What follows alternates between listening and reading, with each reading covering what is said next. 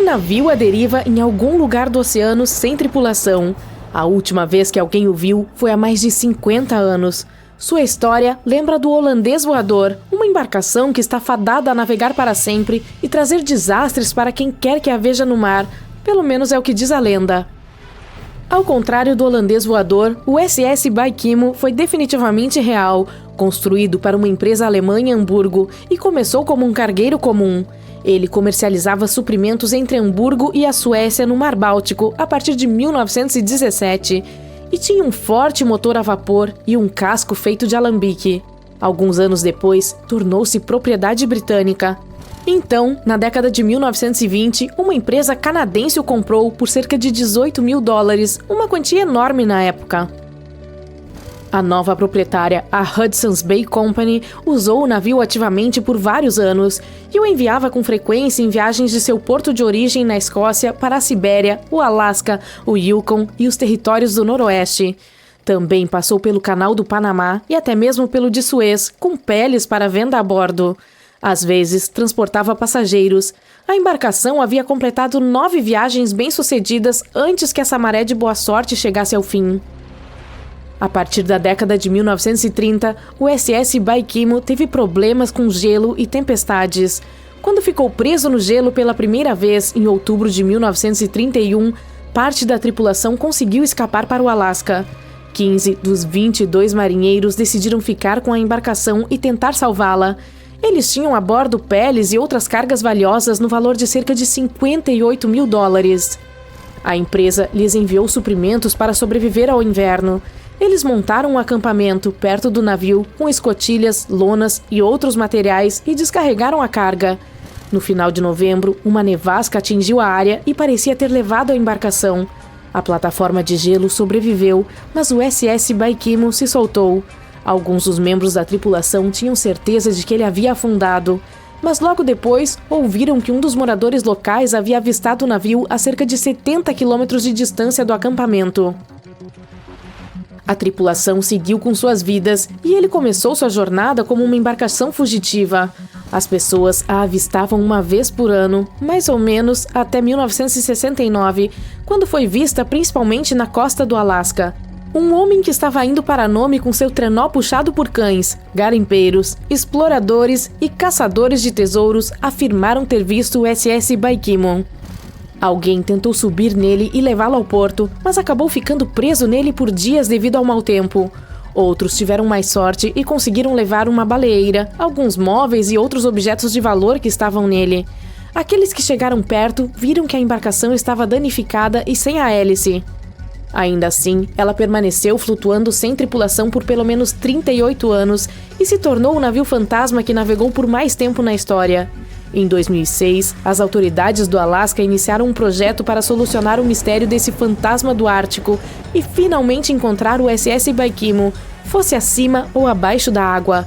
Até o momento, o projeto não foi bem sucedido.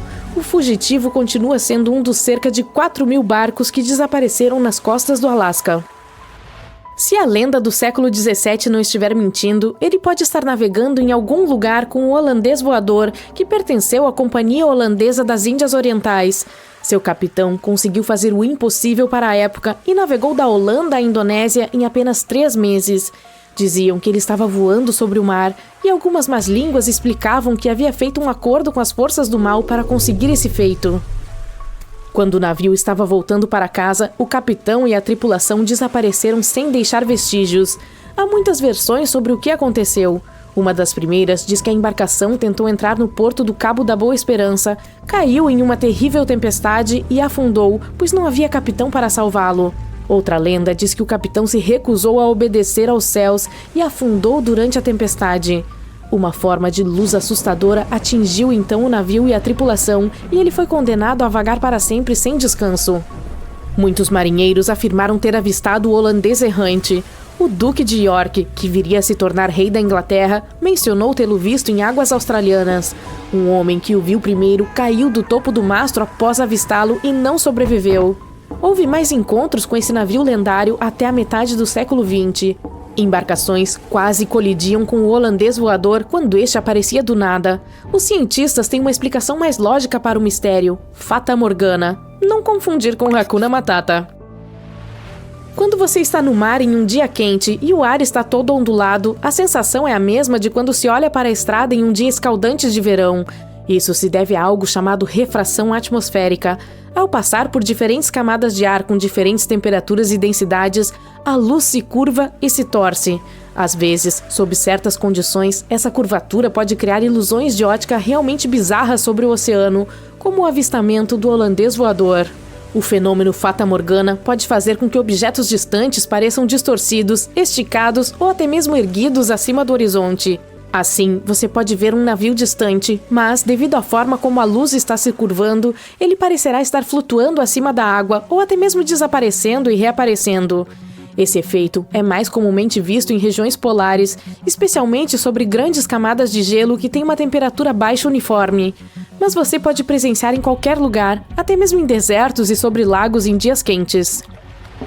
As primeiras histórias sobre navios fantasmas remontam à antiga mitologia grega e romana. Uma das mais famosas é sobre o Mary Celeste. Esse bergantim viajava de Nova York para Gênova e estava totalmente abastecido com provisões, mas não tinha tripulação quando foi descoberto no Oceano Atlântico em 1872. Os pertences pessoais da tripulação também estavam lá, completamente intactos. O último registro em seu diário de bordo foi feito 10 dias antes. Ainda não sabemos o que aconteceu com a tripulação, e a embarcação inspirou muitas histórias e lendas assustadoras. O Lady Lovebond foi outra escuna lendária que se acredita ter naufragado na costa de Kent em meados do século XVIII. A história conta que o capitão Simon Reed tinha acabado de se casar e levou a noiva a bordo para um cruzeiro comemorativo, apesar da superstição de que isso poderia trazer má sorte. Eles estavam a caminho de Portugal quando o primeiro imediato, que também estava apaixonado pela nova esposa do capitão, enlouqueceu de ciúmes, atacou outro membro da tripulação, assumiu o controle do leme e dirigiu a escuna diretamente para as temidas Goodwin Sands. Ninguém a bordo sobreviveu e disse que o barco reaparece como fantasma a cada 50 anos. Atualmente, muitas embarcações são abandonadas e transformadas em fantasmas intencionalmente. Há milhares flutuando em rios, lagos, canais e águas costeiras dos Estados Unidos.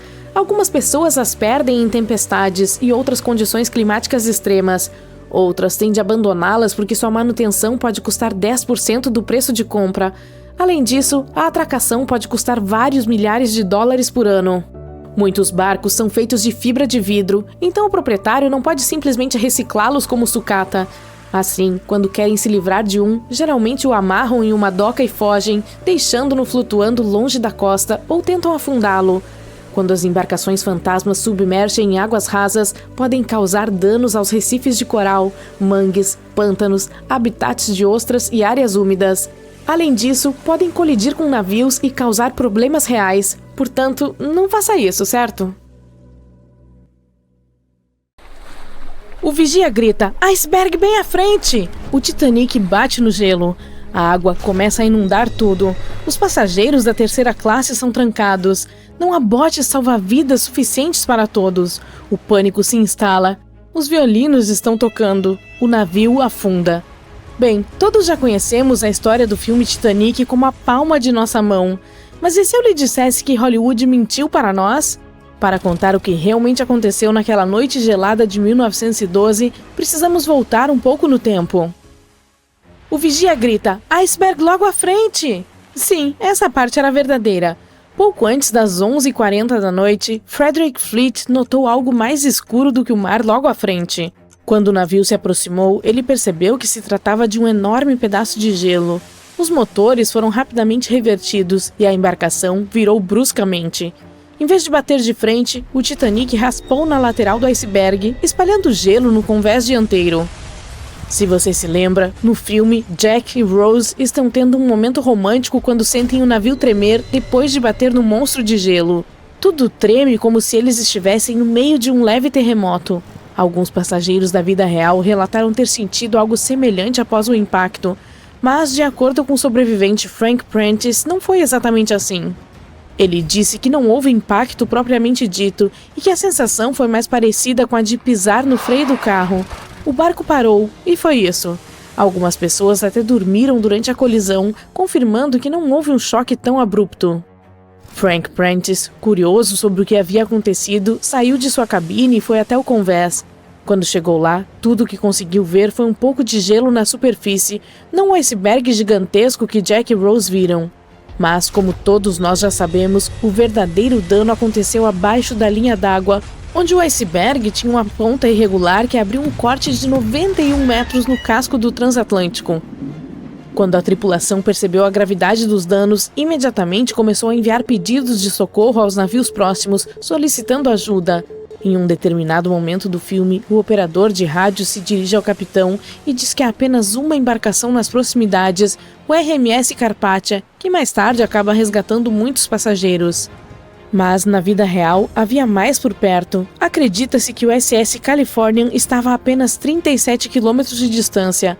Ele pode ter realmente visto o Titanic afundando, ou no mínimo seus foguetes explodindo no céu. No entanto, por razões que nunca entenderemos completamente, a tripulação do Californian não tentou ajudar. Vamos voltar à história. Agora, as pessoas precisam sair do navio. À 00:45, o bote salva-vidas número 7 foi o primeiro a ser baixado. Assim como no filme, as mulheres e as crianças foram instruídas a sair primeiro. Mas na realidade, algumas mulheres hesitaram e até se recusaram a entrar nos botes. Prentice disse que isso aconteceu principalmente por dois motivos. Primeiro, esses barcos eram altos e os passageiros estavam apavorados com a queda de mais de 20 metros do convés para o oceano abaixo. E segundo, a maioria das mulheres não acreditava que o Titanic fosse realmente afundar. Afinal, ele era chamado de inafundável. Portanto, a ideia de entrar em um bote salva-vidas parecia inútil na época. Essa mentalidade provavelmente explica porque Eloise Smith, uma passageira da primeira classe, lembrou que não houve pânico ou caos no início. Outros sobreviventes confirmaram isso, dizendo que nenhuma mulher ou criança estava chorando. Mas uma coisa de fato preocupante, pelo menos para a tripulação, era a possibilidade de que os botes salva-vidas pudessem entortar com muito peso.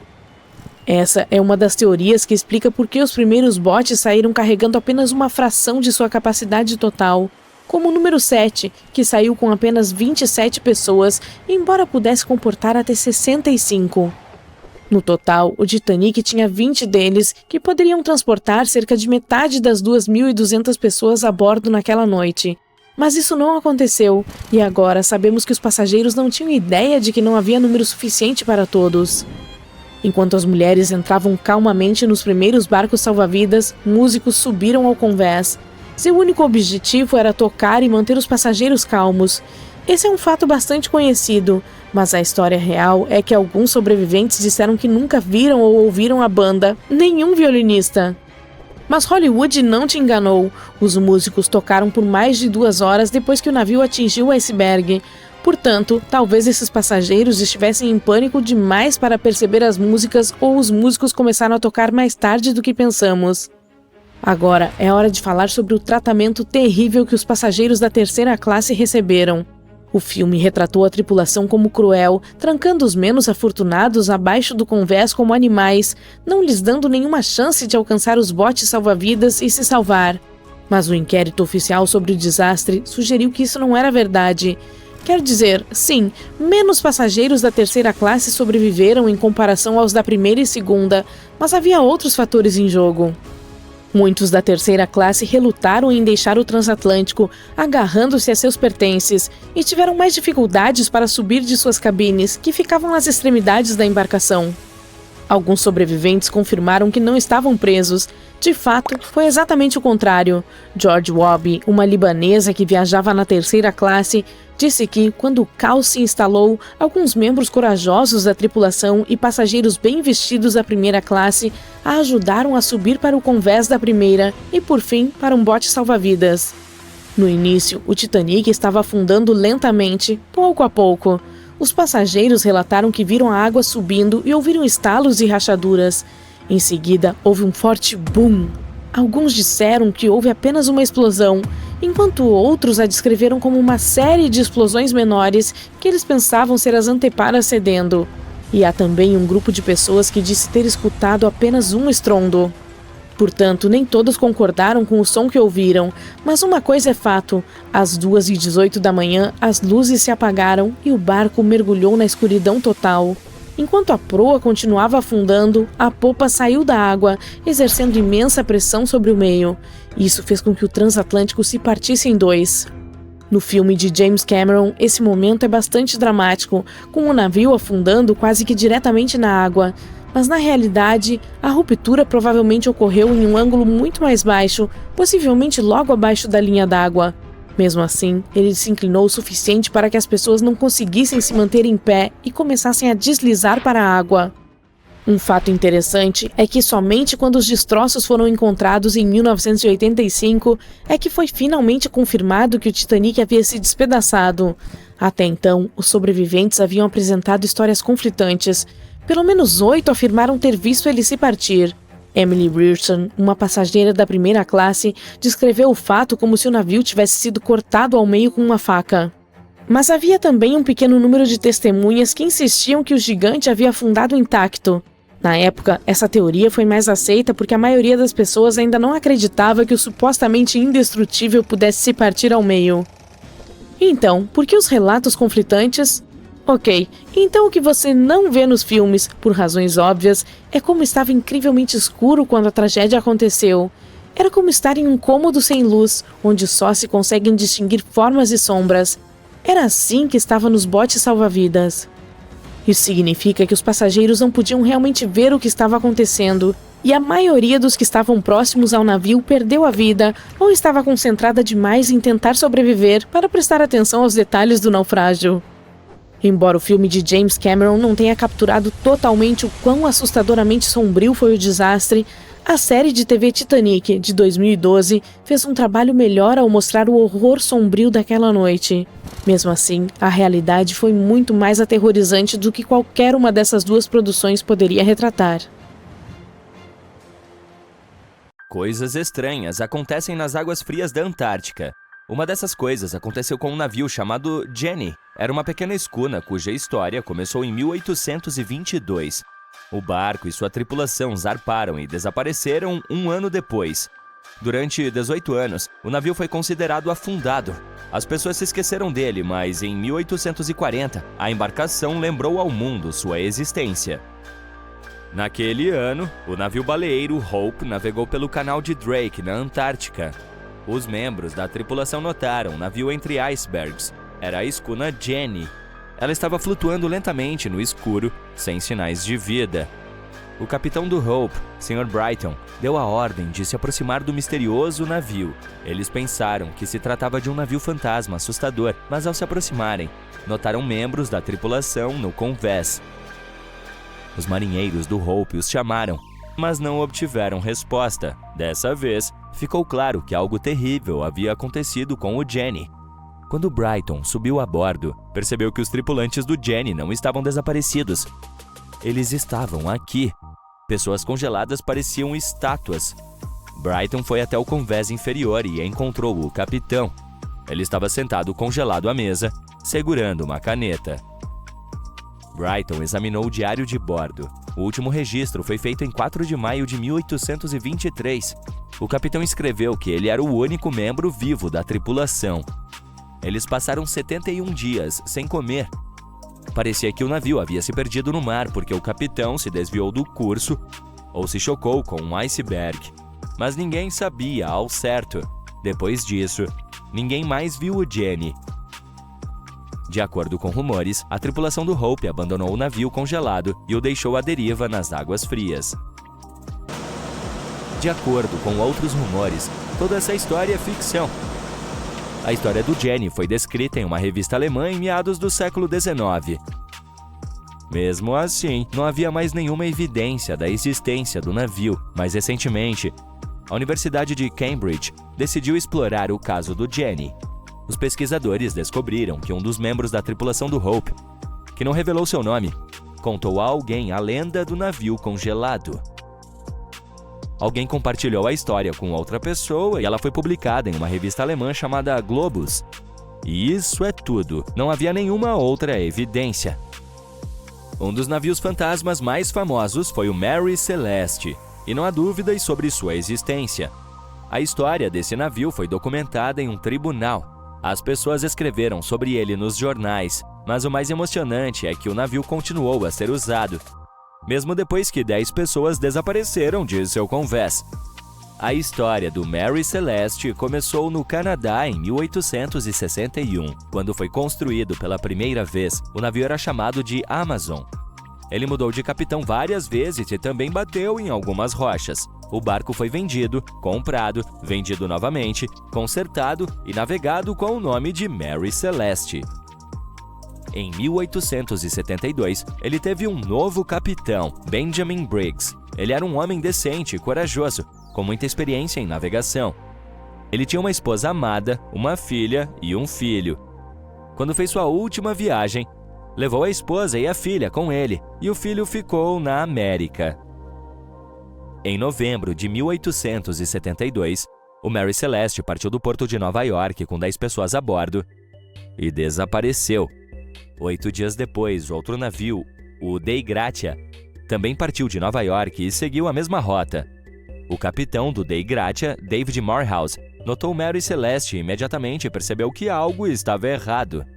O navio estava se movendo muito livremente, como se ninguém o estivesse controlando. O capitão tentou entrar em contato com os membros da tripulação, mas ninguém o atendeu. Então, junto com outros marinheiros, ele subiu a bordo do Mary Celeste. O navio estava em boas condições, não havia danos. O porão estava ligeiramente cheio de água, mas que podia ser facilmente bombeada para fora. Tudo parecia estar bem, mas faltava um bote salva-vidas. Os objetos de valor dos tripulantes estavam em suas cabines, a carga estava no porão, os suprimentos de água e comida estavam intactos. A julgar pelos registros no diário de bordo, o navio foi pego por uma tempestade, mas ela não foi muito forte. Outros navios também passaram por essa tempestade, mas nada de ruim aconteceu com eles. O último registro foi datado de 25 de novembro e afirmava que tudo estava bem. As velas do Mary Celeste estavam levemente danificadas, mas talvez isso tenha acontecido depois que a tripulação desapareceu. O navio inteiro estava em excelentes condições, mas o que fez com que as pessoas o abandonassem? Parte da tripulação do Dei Gratia ficou a bordo do Mary Celeste para trazê-lo para a terra firme. Tudo correu bem, eles entregaram o navio no porto mais próximo. Em seguida, o capitão do Dei Gratia compareceu ao tribunal e contou o que havia acontecido. Entretanto, o promotor e o juiz não queriam acreditar na história do Mary Celeste. Eles tinham certeza de que o capitão havia se livrado da tripulação do navio para obter dinheiro pela carga. De acordo com as leis marítimas da época, se você encontrasse um navio fantasma com uma carga valiosa, então uma parte substancial dessa carga lhe pertencia. Portanto, muitas pessoas pensaram que David Morehouse decidiu ganhar algum dinheiro. Essa versão parecia ser mais válida do que aquela sobre o misterioso desaparecimento de 10 pessoas. Felizmente, ninguém acusou o capitão de ter cometido um crime. Eles o agradeceram pelo serviço prestado e lhe deram uma recompensa em dinheiro. No entanto, sua reputação foi prejudicada, o que afetou muito sua carreira, pois muitos acreditavam que ele havia atacado a tripulação do Mary Celeste. Mas mesmo depois desse terrível caso, julgamento e investigação, a história ainda não havia terminado. O Mary Celeste ainda era uma embarcação cara e eficiente. Ele navegou várias vezes, mas um capitão o jogou contra os recifes para obter o seguro. O tribunal revelou essa fraude e acusou o capitão de danos intencionais à propriedade. A história do Mary Celeste ficou famosa em todo o mundo. As pessoas começaram a criar suas teorias, realistas ou não. Alguém acreditava que o navio havia atravessado o Triângulo das Bermudas, mas essa versão foi rapidamente refutada, pois a rota do Mary Celeste passava a milhares de quilômetros de distância da região das Bermudas. O Kraken ou outro monstro gigante atacou o navio? Não. Como o barco foi encontrado em condições quase perfeitas, não havia sinais de luta. Uma das versões mais populares é que a tripulação do Mary Celeste roubou uma carga valiosa e navegou para a Espanha no barco de resgate. No entanto, aqueles que conheciam o capitão Benjamin Briggs disseram que ele era um homem bom e honesto. Além disso, ele tinha um filho em Nova York e Briggs nunca o deixaria. Uma investigação mais completa revelou que uma série de circunstâncias acidentais poderia ter causado o desaparecimento da tripulação do navio. Antes de sua última viagem, o navio entregou carvão. Talvez a bomba destinada ao bombeamento de água tenha ficado entupida com carvão depois disso. E quando o navio entrou em uma tempestade, o porão se encheu de água e a bomba quebrou. O capitão não conseguia perceber a quantidade de água, porque vários barris no porão de carga bloqueavam a visão. Benjamin Briggs presumiu que era perigoso permanecer no navio durante uma tempestade, por isso saiu com os passageiros em um bote salva-vidas. Talvez eles estivessem perto da terra e decidiram navegar até lá, mas a tempestade se intensificou e virou o barco. Além disso, um registro no diário de bordo dizia que o cronômetro estava com defeito. Era um dispositivo que ajudava a determinar sua localização no mar usando a longitude. Briggs se perdeu e não sabia para onde navegar. A tempestade era forte e ele não conseguia determinar se o navio iria afundar. Talvez Briggs tenha decidido deixar o navio em um barco de resgate quando viu a costa dos Açores. A singularidade desse caso de navio fantasma é que, ao contrário de muitos outros, você mesmo pode investigá-lo. Há muitas informações sobre o Mary Celeste na internet, há documentários e artigos de pesquisa. Talvez você consiga perceber algo que os outros não tenham visto e resolver o mistério do desaparecimento de 10 pessoas. O ano é 2018. Você acorda cedo para pescar. Após se aproximar do mesmo local onde estava no dia anterior, lança o anzol no mar e espera. O flutuador já está se mexendo. Algum peixe fisgou a isca. Mas, ei, olá, por que você não está fazendo nada? Neste exato instante, não está nem aí para o peixe. Seu olhar está fixado em alguma coisa ao longe. Você fica boquiaberto de tanta surpresa ao ver um navio gigante preso no banco de areia. Ele não estava ali ontem, então deve ter chegado à noite. Ok, ele certamente vai zarpar a qualquer momento. Você pesca durante mais algumas horas. Enquanto isso, observa o navio e não vê nenhum movimento por lá. Será que ele está vazio? Barcos e a guarda costeira estão saindo da margem em direção à embarcação. Você resolve dar uma olhada também. Então entra em seu barco e vai para lá. A névoa encobre o navio, fazendo tudo parecer assustador. O gigante está enferrujado e vazio. Mas onde está a tripulação? E como ele chegou ali? A guarda costeira entra nele. A equipe faz buscas no porão, nas cabines e no convés superior. São encontrados pertences de alguém, restos de comida, cadernos e roupas. Tudo indica que os tripulantes desapareceram subitamente. Os primeiros pescadores a avistar a embarcação não viram ninguém saindo dela. Nenhum sinal de rádio foi enviado para o porto, e ninguém falou nada sobre o navio. Ele apareceu ali, do nada. A única chance de obter qualquer informação é olhando o número e nome dele. Trata-se de um Sam Ratulangui PB 1600. A guarda costeira checa as informações, estuda dados de todos os navios do país e não pode ser. Ele foi construído em 2001, na Indonésia. Era usado para transportar cargas pesadas entre os mares da Ásia. E operou corretamente durante 8 anos. Foi usado para entregar produtos industriais em diferentes pontos na região, mas alguma coisa deu errado. Em 2009, o Sam Ratulangui estava navegando perto da encosta de Taiwan. E pronto, não houve mais registro sobre ele, nem informação alguma em nenhum porto. Todos pensavam que tinha naufragado, então ninguém procurou por ele durante anos. E aí, 9 anos depois, surge grande e enferrujado na costa de Myanmar. Sem marinheiros, sem combustível, uma investigação é iniciada. Serviços da cidade estão tentando descobrir os nomes de todos os marinheiros que trabalhavam na embarcação e encontrar pistas que ajudem a desvendar o mistério. Também se espera que o proprietário apareça em breve. 2 cordas são encontradas no navio. Isso indica que algum outro rebocou o Sam Ratulangui até este lugar. Pouco depois, já há uma lista com 13 membros da tripulação. Essas pessoas dizem que queriam chegar à fábrica em Bangladesh para consertar o Sam Ratulangui. Outro barco ajudou a rebocá-lo, mas então 2 cabos quebraram e uma tempestade os atingiu. Ninguém queria ficar a bordo durante o mau tempo, assim os marinheiros deixaram a embarcação. Ninguém sabe o que aconteceu com ela durante os últimos 9 anos e como conseguiu navegar por aí sem ninguém a bordo. E aqui está mais uma história de navegação, só que muito mais impressionante. Em 16 de fevereiro de 2020, alguns moradores encontraram um grande cargueiro preso em um litoral rochoso de uma vila irlandesa. Ele parecia enferrujado, tinha furos no casco e algumas partes apodrecidas. Ninguém tinha visto a embarcação no dia anterior, então ela certamente havia aparecido ali à noite. O cargueiro Alta foi visto pela última vez alguns meses antes, a milhares de quilômetros da costa da Irlanda. Naquele dia estava navegando pelas águas do Oceano Atlântico. Outro navio, o MS Protector, o avistou e seus tripulantes tentaram entrar em contato, mas não receberam respostas. Então se deram conta de que estavam diante de uma embarcação vazia. Aí, 5 meses depois, o Alta surgiu na costa da Irlanda. Há mais perguntas do que respostas sobre essa história, mas conseguimos esclarecer algumas coisas. Em 2015, ele apareceu e desapareceu do radar várias vezes. Todos os navios possuem um sistema interno de rastreamento, para que seja possível acompanhar sua rota por meio de satélites. Mas os tripulantes do cargueiro desligavam esse sistema de vez em quando. Talvez estivessem envolvidos com alguma atividade ilegal. De qualquer forma, em 2017, o navio geralmente navegava entre os portos das ilhas gregas. Aí o sinal de rastreamento sumiu e reapareceu somente 10 meses depois, na costa da África do Norte. Durante esse tempo, o cargueiro mudou de bandeira várias vezes.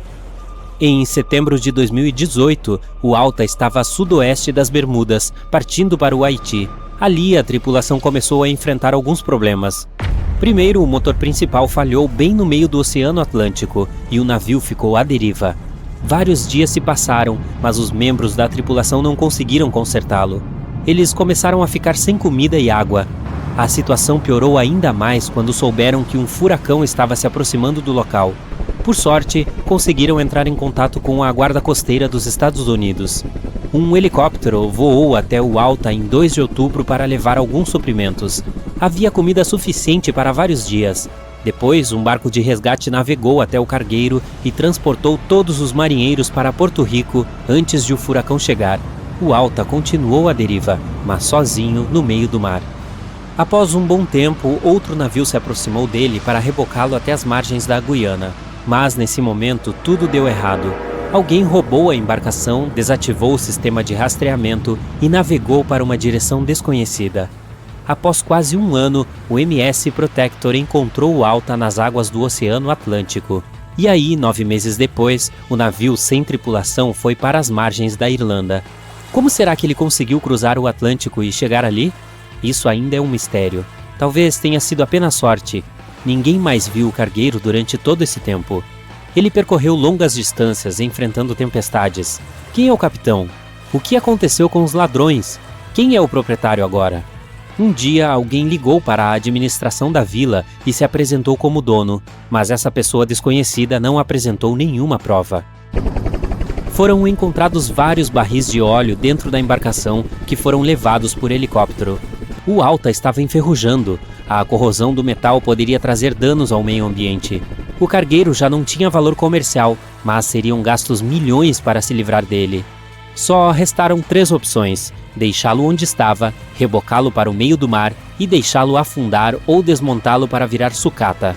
Mas a natureza já tinha seus próprios planos. Tempestades e ondas fortes partiram o casco ao meio. O Alta ficou à deriva sem tripulantes nas águas do Oceano Atlântico durante 2 anos, mas isso nem se compara a um outro que viajou assim por 38 anos.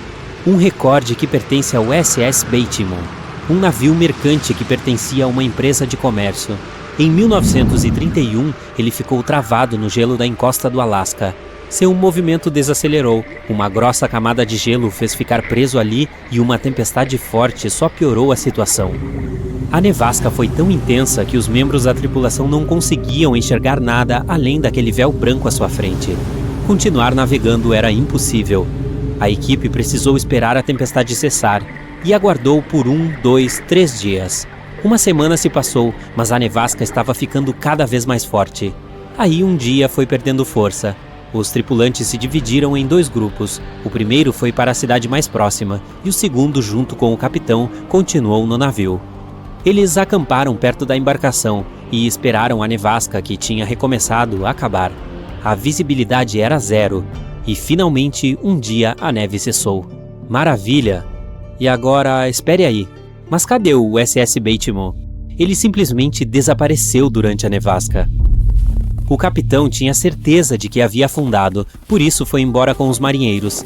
Aí, uma semana depois, eles viram a embarcação à deriva perto da região onde a haviam perdido. O casco estava tão danificado que nem era seguro entrar no navio. Consertá-lo era inútil e caro, então o capitão resolveu abandoná-lo, pois tinha certeza de que ele afundaria em breve. Mas o SS Bateman continuou boiando pelos dias, meses e anos seguintes. Há relatos de que foi visto em vários pontos ao longo da costa do Alasca durante 38 anos. O último registro do SS Bateman data de 1969. Quem o viu afirmou que ele estava totalmente congelado, quase se fundindo com o gelo. Algumas pessoas planejaram começar uma expedição para encontrá-lo, mas todas as tentativas foram sem êxito. A embarcação certamente está em algum lugar nas profundezas do mar.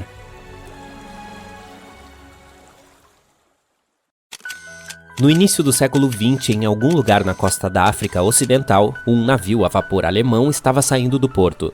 De repente, o tempo fechou e o navio entrou em um nevoeiro espesso. Os marinheiros encalharam em um barco de areia próximo à costa. Felizmente, ninguém se machucou e eles até conseguiram salvar sua preciosa carga. Mas o navio ficou preso na areia para sempre. E ele não estava sozinho ali. Quase toda a extensão da costa oeste da Namíbia é chamada de Costa dos Esqueletos. Se o nome parece assustador, é porque é mesmo. Esse litoral com 1.500 quilômetros de extensão está entre os lugares mais perigosos da Terra. As tribos locais, os bosquímanos, acreditam que sua divindade suprema criou essa terra quando ela estava furiosa. Os portugueses foram os primeiros europeus a pisar na Namíbia, no século XV. E sim, eles também não gostaram da Costa dos Esqueletos. Os exploradores portugueses achavam que essa terra apresentava os portões para o submundo. Esse é o lugar onde o deserto da Namíbia encontra o Oceano Atlântico. Pode ser perigoso, mas é realmente lindo, além de ser um patrimônio mundial da Unesco. Se a Costa dos Esqueletos tivesse um gerente de relações públicas, ele se demitiria no primeiro dia de trabalho. A área não é exatamente favorável ao turismo, devido à sua geografia e história. Sob a areia e as ondas, há uma corrente oceânica secreta à espreita de marinheiros desavisados. Ela é chamada de Corrente de Benguela. Ela flui em direção ao norte, ao longo da costa do sul da África. Essa parte do Atlântico é rica em vida marinha, mas a vizinha terrestre da corrente não está muito feliz com o acordo. Esse clima árido criou o deserto da Namíbia, uma das regiões mais secas da Terra. E a vida marinha que acabei de mencionar? Se trata de tubarões. 11 espécies deles, para ser exato. E sim, o tubarão branco decide aparecer de vez em quando. Até o momento, temos uma paisagem desértica, fortes correntes e tubarões. Definitivamente não é o lugar para um resort à beira-mar. Mas se alguém for parar na Costa dos Esqueletos, saberá que está correndo perigo? Não se preocupe, saberá. A praia está repleta de destroços de todos os tamanhos e formas. Se você se lembra do navio alemão que mencionei no início, sua popa maciça e enferrujada está agora se destacando na areia do deserto. No total, há cerca de 500 destroços espalhados ao longo da costa, e o tipo varia, de galeões portugueses com séculos de idade a navios que encalharam aqui no século XXI. Um moderno navio pesqueiro chamado Zeila Índia conseguiu se soltar de seu cabo de reboque em 2008 e acabou na Costa dos Esqueletos. Ok, ele não escapou por conta própria, teve alguma ajuda dos elementos, mas é melhor ser uma atração turística em uma praia do que ser desmontado para virar sucata. Era para lá que a traineira estava indo originalmente, coitada. O habitante mais famoso da Costa dos Esqueletos, por assim dizer, é o naufrágio do Dunedin Star. Esse navio cargueiro britânico encalhou aqui em 1942. A grande operação de resgate que se seguiu revela por que é tão perigoso para os marinheiros chegarem até aqui.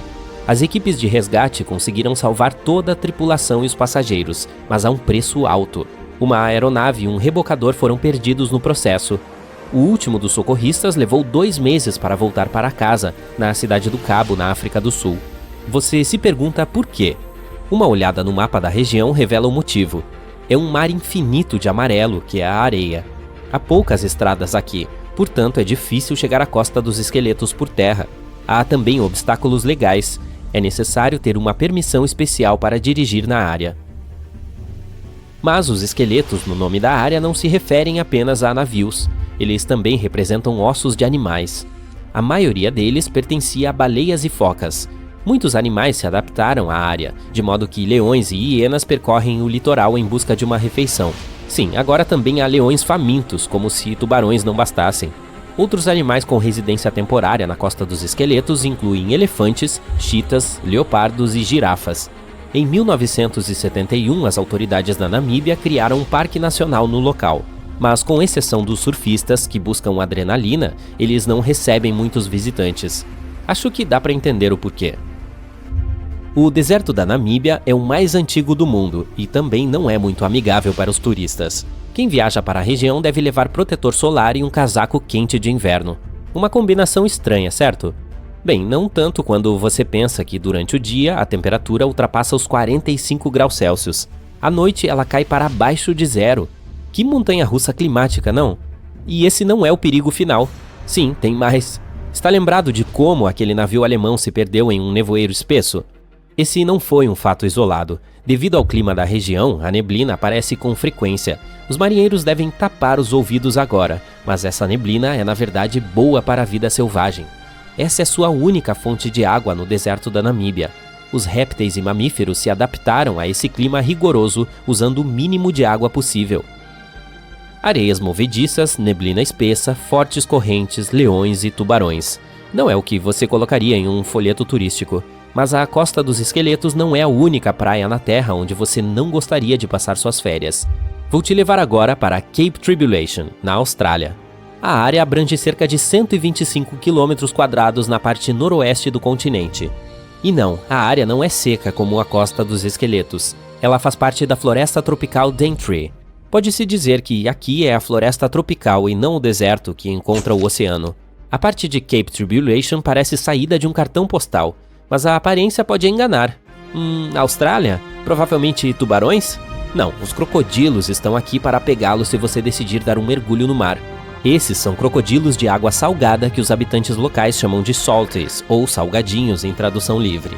Bem, esse é um apelido fofo para um réptil tão perigoso. E não são apenas eles. A vida selvagem parece ter um problema com os visitantes. De outubro a junho, as águas ao redor de Cape Tribulation ficam cheias de medusas do tipo cubozoas. Seu veneno afeta o sistema cardiovascular humano. Quando tocados por uma água-viva no mar, os nadadores não terão tempo suficiente para pedir ajuda em terra. O vinagre ajuda a neutralizar a picada, portanto convém manter um frasco de reserva em sua bagagem.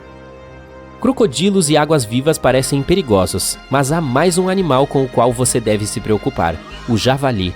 Pode parecer engraçado, mas você não vai rir quando estiver sendo perseguido por um desses carinhas na praia. 21 milhões de javalis vivem na Austrália. Eles são ativos principalmente à noite, o que torna ainda mais perigoso um ataque. A melhor defesa é correr em círculos. Os javalis selvagens não sabem reconhecer um atalho com facilidade. Provavelmente é por isso que não vemos muitos deles seguindo carreiras como pilotos de corrida. Cape Tribulation tem um último perigo à espreita para você, e não se trata de um animal. Aqui, até mesmo as árvores conspiram contra os visitantes. A guimpe-ferrão recebeu esse nome por um motivo. Se você tentar colher uma de suas belas bagas vermelhas, ela reagirá. Seus espinhos são como pequenos cacos de vidro. O efeito não muito agradável em sua pele dura 1 mês. Depois tem o arbusto Wait a While, ou Espere um pouco, em tradução livre. Sério? Quem dá esses nomes? Essa longa trepadeira tem espinhos que se agarram e não soltam mais. Eles são tão fortes que podem arrancar um ser humano de um cavalo. Você terá de esperar que alguém apareça para salvá-lo desse espinhoso agarrador. Se você estava prestes a arriscar essa praia australiana da lista de férias, espere um pouco. O turismo está em alta aqui. As autoridades locais restringiram o acesso a todas as zonas de perigo. Os visitantes nadam em piscinas naturais encantadoras, cercados por uma vegetação exuberante. Tem até cordas para se balançar. Essa é uma praia onde você pode finalmente relaxar. O filme Tubarão foi lançado em 1975 e desde então as pessoas têm pavor de tubarões. Algumas delas têm medo de ver a cabeça de um tubarão branco saindo do chuveiro, sem mencionar o medo de se deparar com um na piscina. É claro que nada disso é realmente possível, mas algumas outras coisas assustadoras sobre tubarões são: por exemplo, sim, os tubarões podem atacar barcos. Eles provavelmente não afundarão um barco. Depende do tamanho do tubarão e do tamanho do barco. Hoje vamos mergulhar fundo nos fatos e mitos sobre o maior predador do mar. O ano era 1953, uma típica manhã de julho. 2 pescadores saíram para sua colheita diária de lagosta. Eles levaram seu dory de casco branco para o mar na costa da ilha de Cape Breton, na Nova Escócia, Canadá. Como era a temporada de lagosta, o mar estava repleto de vários dories espalhados pela água. Mas naquele dia, algo estranho aconteceu. Assim que eles colocaram o barco no mar, notaram uma grande barbatana dorsal perseguindo o barco. Ficaram surpresos ao ver que o tubarão seguia cada movimento do barco. Durante uma semana inteira, eles tiraram seu bote branco do porto e o tubarão o seguiu. Até que, em uma manhã, quando os homens estavam sozinhos no mar, o tubarão avançou a toda velocidade contra o barco e fez um buraco de 15 centímetros em seu fundo. O barco virou e os 2 homens caíram na água. No entanto, o tubarão não foi atrás dos homens. Em vez disso, ele nadou para longe e desapareceu para sempre. Para esclarecer, um dory é um barco pequeno e frágil, geralmente com 5 a 7 metros de comprimento. Então, qual era o comprimento que aquele tubarão precisava ter para afundá-lo? Bem, assim que o barco foi retirado do oceano, os pesquisadores descobriram algo interessante. Um dos dentes do tubarão foi encontrado preso no casco. De acordo com os especialistas de Harvard que analisaram o dente, ele certamente pertencia a um tubarão branco de 4 metros, que pesava cerca de 544 quilos. Uma coisa intrigou muito os cientistas. O grande tubarão branco não parecia estar interessado nos homens a bordo, mas sim no próprio barco. A pergunta é, por quê? Algumas pessoas supõem que esse grande tubarão branco seguiu o barco porque ele era branco, e o animal provavelmente pensou que se tratava de um grande mamífero branco.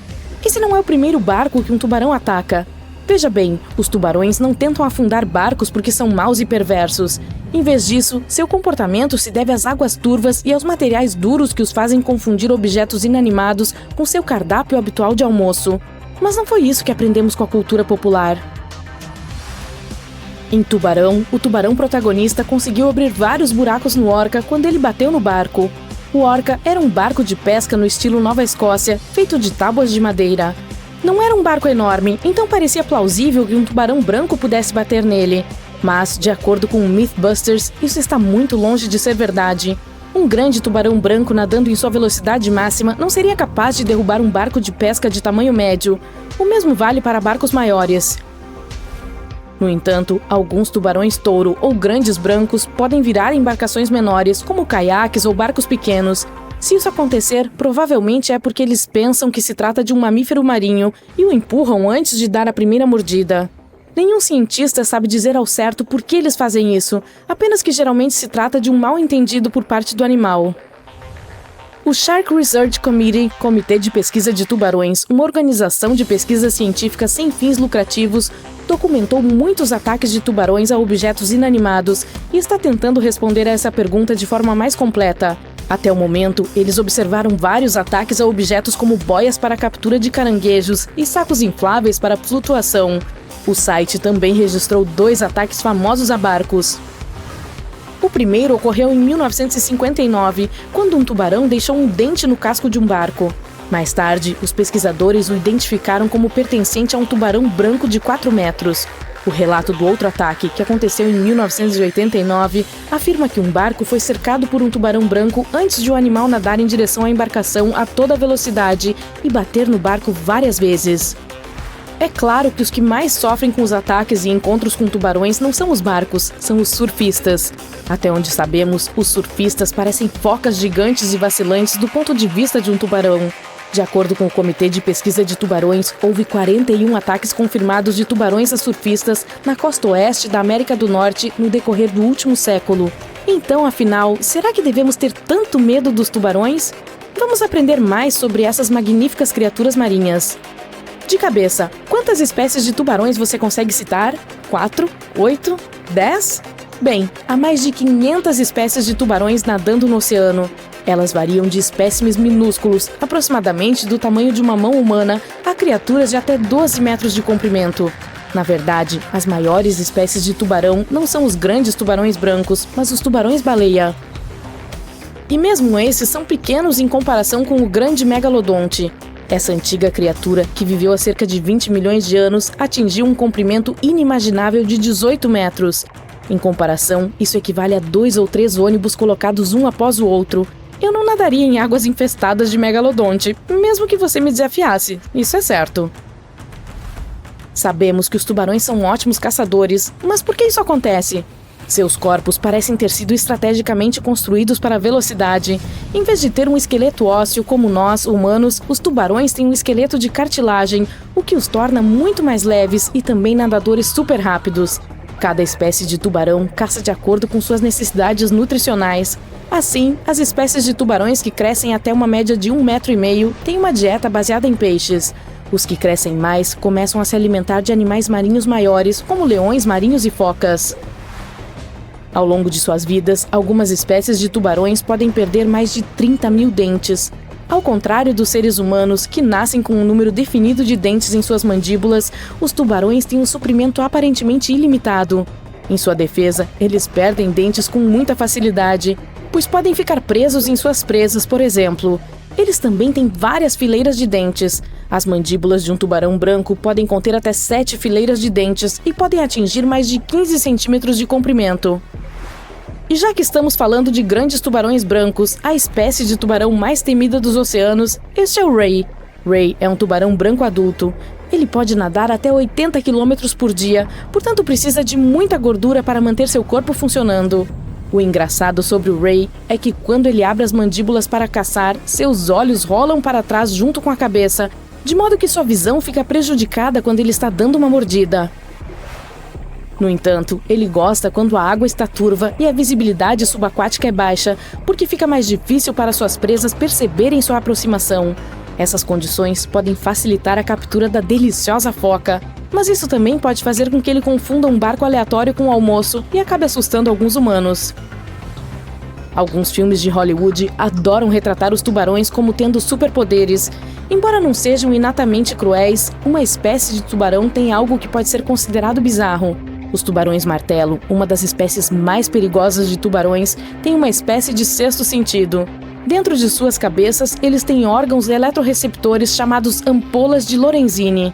Esses órgãos permitem que os tubarões detectem os campos eletromagnéticos de todos os seres vivos no oceano. Isso eleva suas habilidades de caça a outro nível.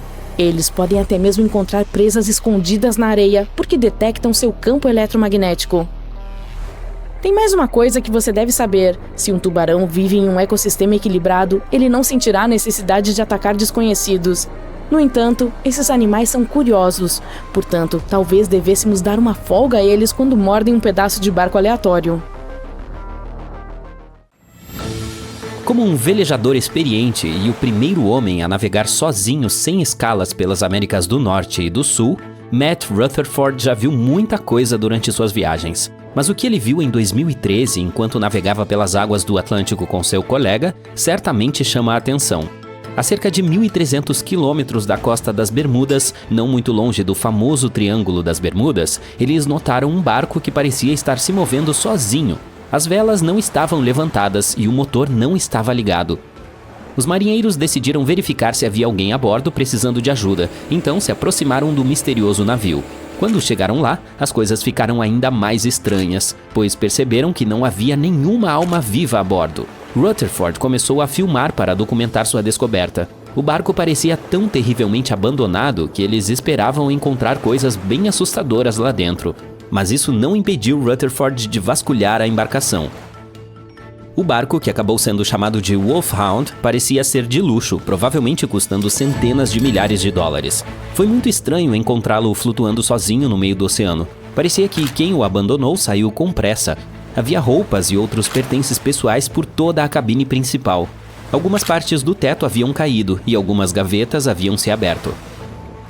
Os corajosos marinheiros decidiram rebocar o navio fantasma de volta para as Bermudas. Não foi fácil, porque o Wolfhound era maior e mais pesado do que o barco deles.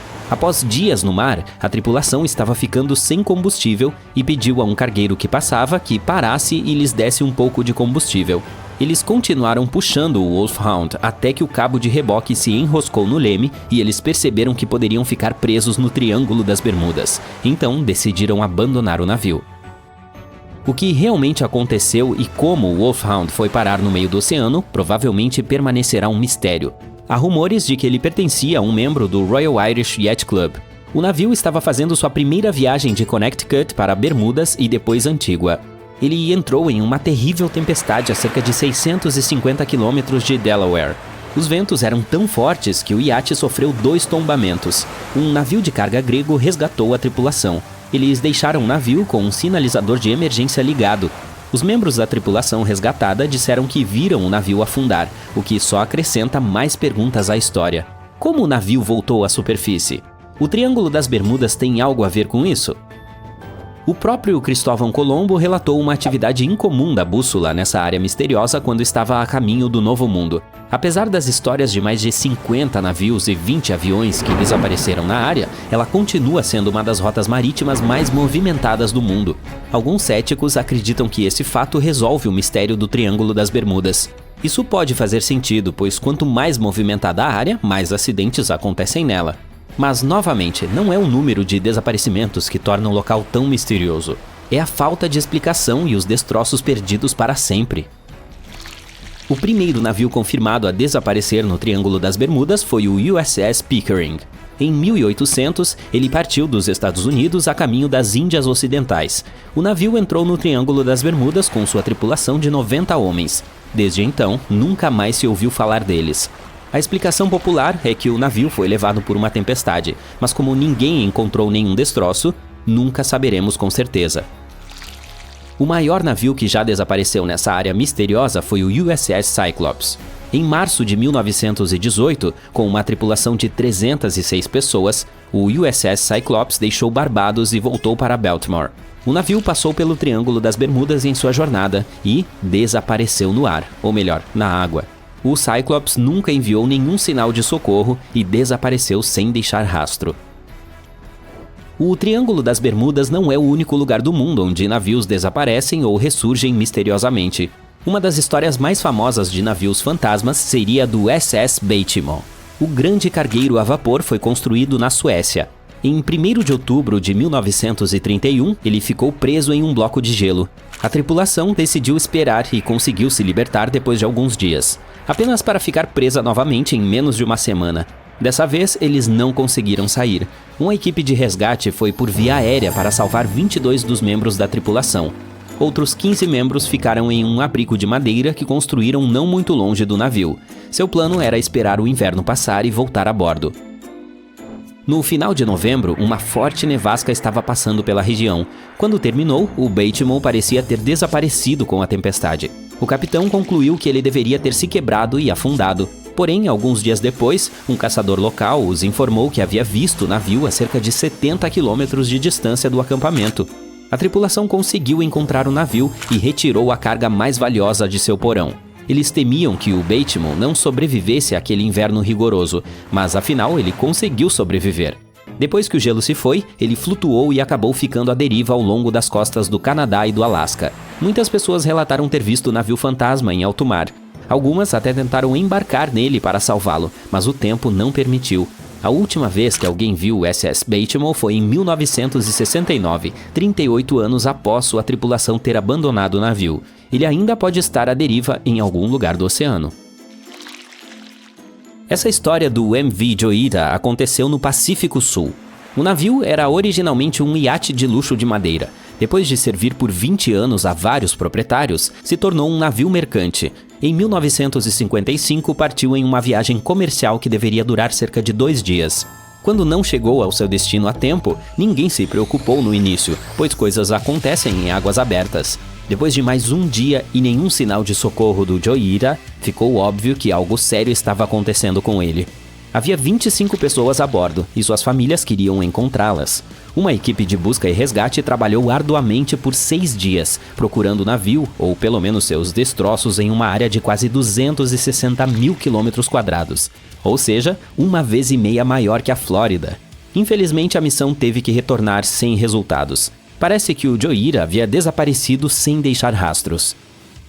Um mês depois, outro navio mercante notou o Joyita à deriva no oceano, a quilômetros e quilômetros de distância de sua rota original. Nenhum dos membros da tripulação ou passageiros estava a bordo. A carga também havia sumido. Os botes salva-vidas também haviam desaparecido, portanto as pessoas devem ter escapado do navio na esperança de se salvar. Descobriu-se que a tripulação tentou obter ajuda, sintonizando o rádio no canal internacional de socorro.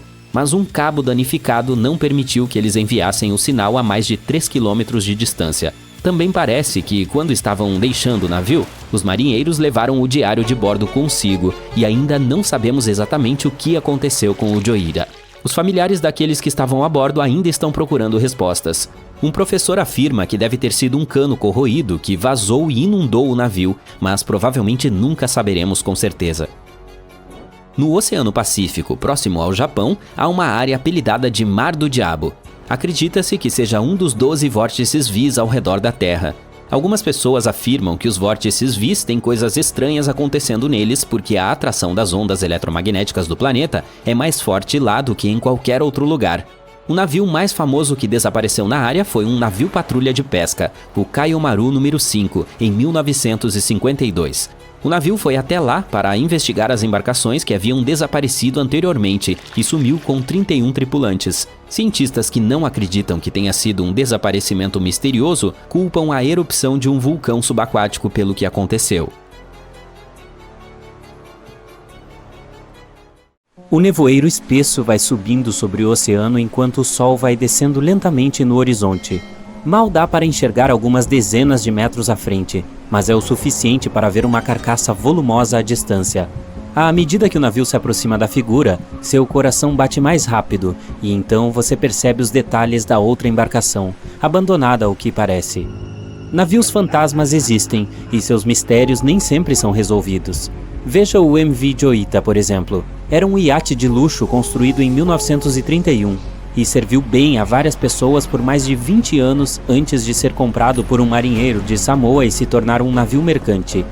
Em 1955, porém, o serviço do Joita chegou a um fim repentino e misterioso. No dia 3 de outubro, partiu para outra viagem comercial que não deveria ter levado mais de 48 horas. Atrasos acontecem no mar, então quando o Joita não chegou no dia 5 de outubro, conforme o programado, não houve muita preocupação. Mas ele também não apareceu no dia seguinte. Não havia sinal de socorro ou qualquer outro indício da presença dele em nenhum lugar entre seus pontos de partida e chegada. Uma equipe de busca e resgate foi enviada para encontrá-lo, e por 6 dias uma área de quase 259 mil quilômetros quadrados foi explorada. No dia 12 de outubro, a missão retornou para a base de mãos vazias. O Joita desapareceu sem deixar vestígios. Foi apenas um mês depois que outro navio mercante, o Tuvalu, avistou a embarcação desaparecida distante de sua rota, à deriva em mar aberto e virando fortemente. Os marinheiros embarcaram no Joita e descobriram que todos os tripulantes e passageiros, 25 pessoas no total, estavam desaparecidos, junto com toda a carga que transportavam. O rádio estava sintonizado no canal internacional de socorro, o que significa que a tripulação estava tentando pedir ajuda, mas não foi possível chamar ninguém, pois o cabo do rádio estava danificado, limitando o alcance a cerca de 3 quilômetros. Os botes salva-vidas também haviam sumido, indicando que as pessoas a bordo devem ter abandonado o navio. Infelizmente, parece que levaram o diário de bordo junto, deixando a equipe de resgate sem saber o que havia acontecido. Até hoje, o mistério do MV Joita ainda não foi resolvido. Ninguém sabe para onde a tripulação e os passageiros foram e o que os levou a partir. O SV Carroll A. Deering não era um navio fantasma no sentido normal da palavra. Ele não foi avistado em mar aberto. Em vez disso, foi encontrado na costa, mas as circunstâncias do seu encalhamento são um quebra-cabeça envolto em mistério. O Carroll A. Deering foi construído em 1919 em Maine, e era uma grande embarcação feita para viagens comerciais. Infelizmente, apesar do alto custo de construção, foi utilizada apenas durante um ano antes de sua última viagem. Em 19 de julho de 1920, viajava de Porto Rico para o Rio de Janeiro via Newport News para levar uma carga de carvão. Estava quase na metade do caminho quando o capitão passou mal e a tripulação voltou para deixar ele e o filho em terra firme. A viagem foi retomada e transcorreu sem incidentes com um substituto, mas quando chegou a Barbados em dezembro para reabastecer, havia humores estranhos entre a tripulação. O primeiro marinheiro não parecia feliz com o novo capitão. Ninguém prestou muito atenção nisso naquele momento, quando provavelmente deveria. A última vez que o Carroll A. Deering foi avistado no mar foi no dia 28 de janeiro de 1921, quando um navio farol o viu na costa da Carolina do Norte. Houve algum tumulto no Tombadilho, onde normalmente a tripulação não era permitida. Então outra embarcação o avistou, mas já não havia ninguém no convés. No dia 31 de janeiro, ele foi encontrado encalhado em Diamond Shoals, um local conhecido por vários naufrágios que vinham ocorrendo lá havia séculos. Quando a equipe de busca e resgate entrou, o encontrou abandonado. O diário de bordo e os pertences pessoais da tripulação estavam desaparecidos, assim como os 2 botes salva-vidas. Ainda não há resposta para o que aconteceu a bordo do Caraway Deering naquele janeiro, embora a versão mais popular tenha sido um motim. Quem sabe nunca se descubra a verdade. O USS Baltimore é talvez um dos navios fantasmas mais famosos da história. Este grande vapor de carga foi construído em 1914 na Suécia e viajou obedientemente por mais de 16 anos, negociando o fornecimento de peles com tribos nativas do Alasca e do Canadá. Mas então, no dia 1º de outubro de 1931, ele ficou preso no gelo. A princípio, parecia que a tripulação conseguiria esperar e continuar sua rota, pois a embarcação se soltou em alguns dias. Mas em menos de uma semana ficou presa novamente, desta vez para sempre.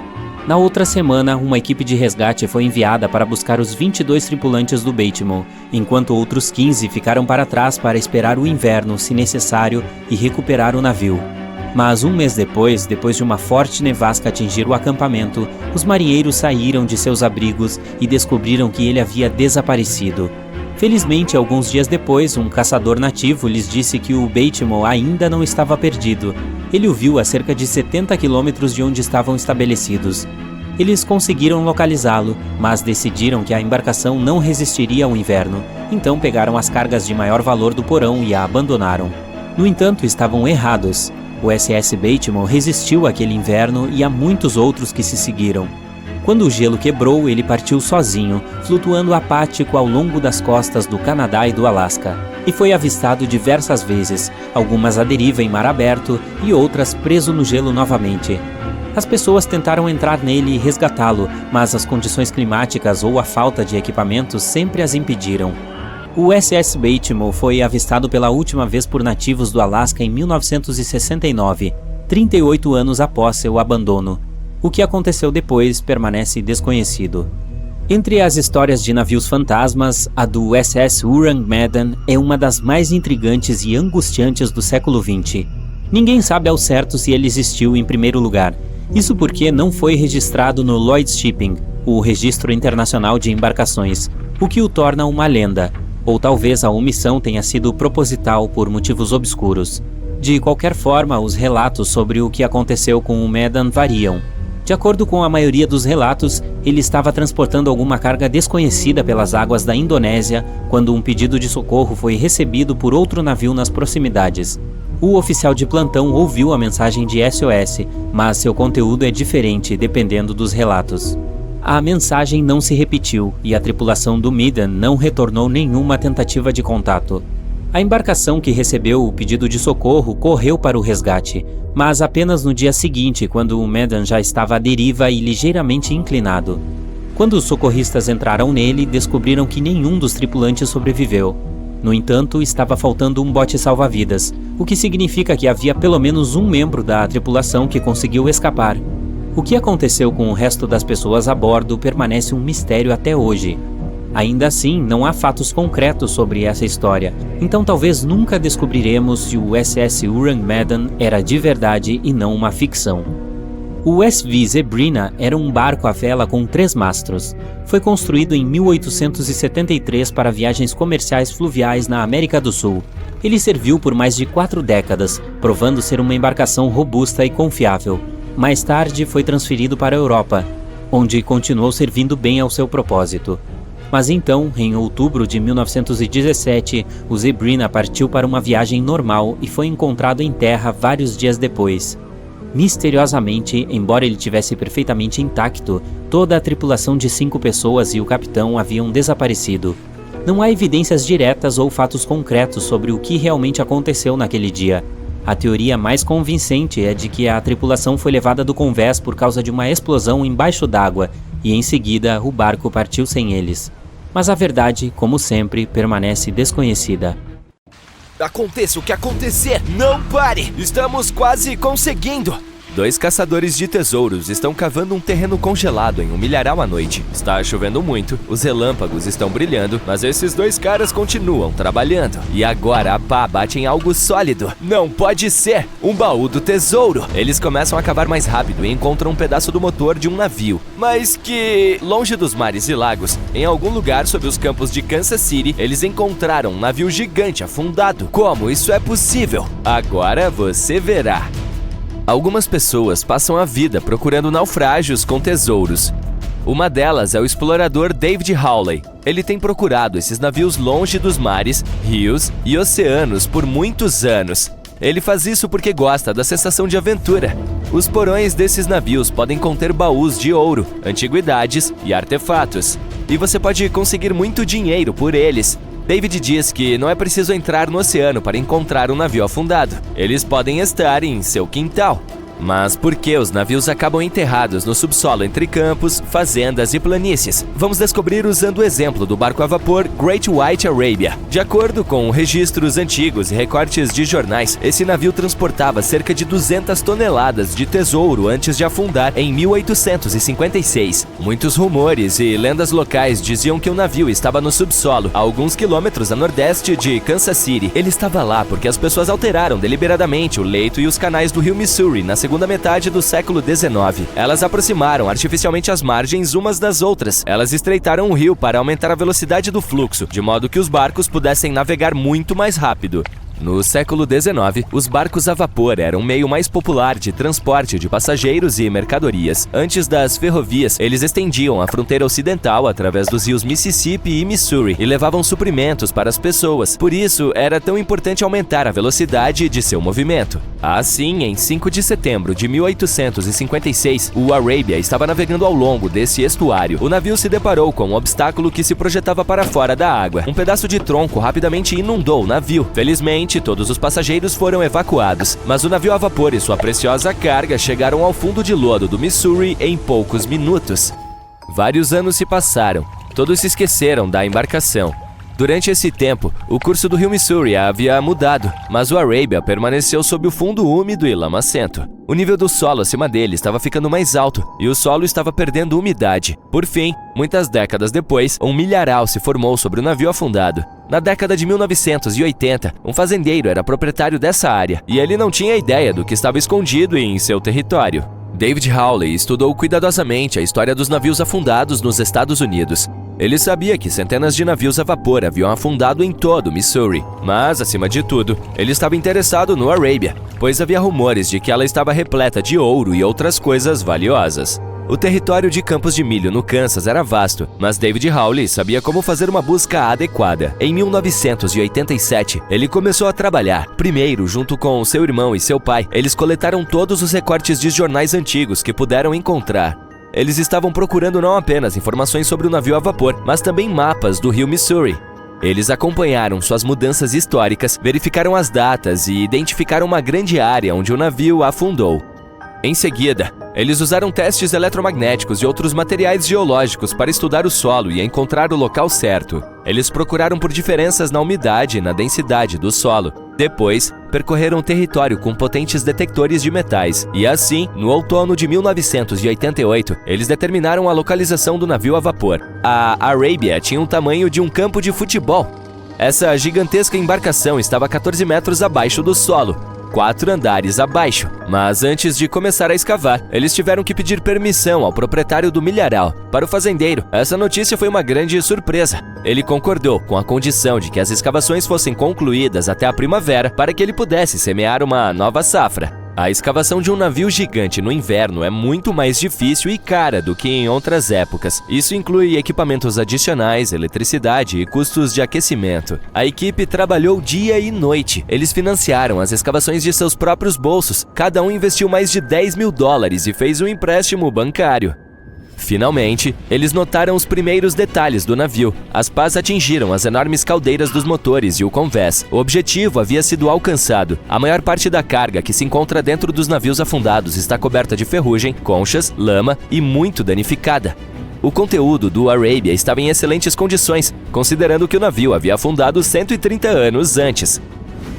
Infelizmente, eles não encontraram os baús de ouro. Ainda assim, eles conseguiram várias toneladas de outras cargas valiosas, itens domésticos de pessoas que viveram em meados do século XIX. Era uma cápsula do tempo. O navio estava transportando suprimentos para centenas e milhares de pessoas, e todas essas coisas estavam perfeitamente preservadas. Por exemplo, era possível ver claramente o selo da marca Goodyear Rubber Company em um sapato de borracha. Quanto mais as escavações continuavam, mais coisas David e sua equipe encontravam. Nos barris, eles encontraram pratos do século XIX. Eles estavam intactos e utilizáveis. Além disso, havia roupas limpas, milhares de pares de sapatos, arpões, frigideiras e guarda-chuvas. O navio estava transportando carga para abastecer cerca de 16 pequenas cidades. Sim, não é ouro, mas esses artefatos também são preciosos. O conteúdo do navio pode valer milhões. Entretanto, a tripulação não iria vender essas coisas. Eles criaram um museu no local de um antigo mercado de frutas em Kansas City. Se você for até lá, imediatamente se sentirá como se estivesse em uma loja de departamentos do século XIX. Há milhares de itens em boas condições. Até mesmo os fósforos aqui estão secos o suficiente para serem acesos. David levou muitos anos para apresentar toda a coleção do navio a vapor.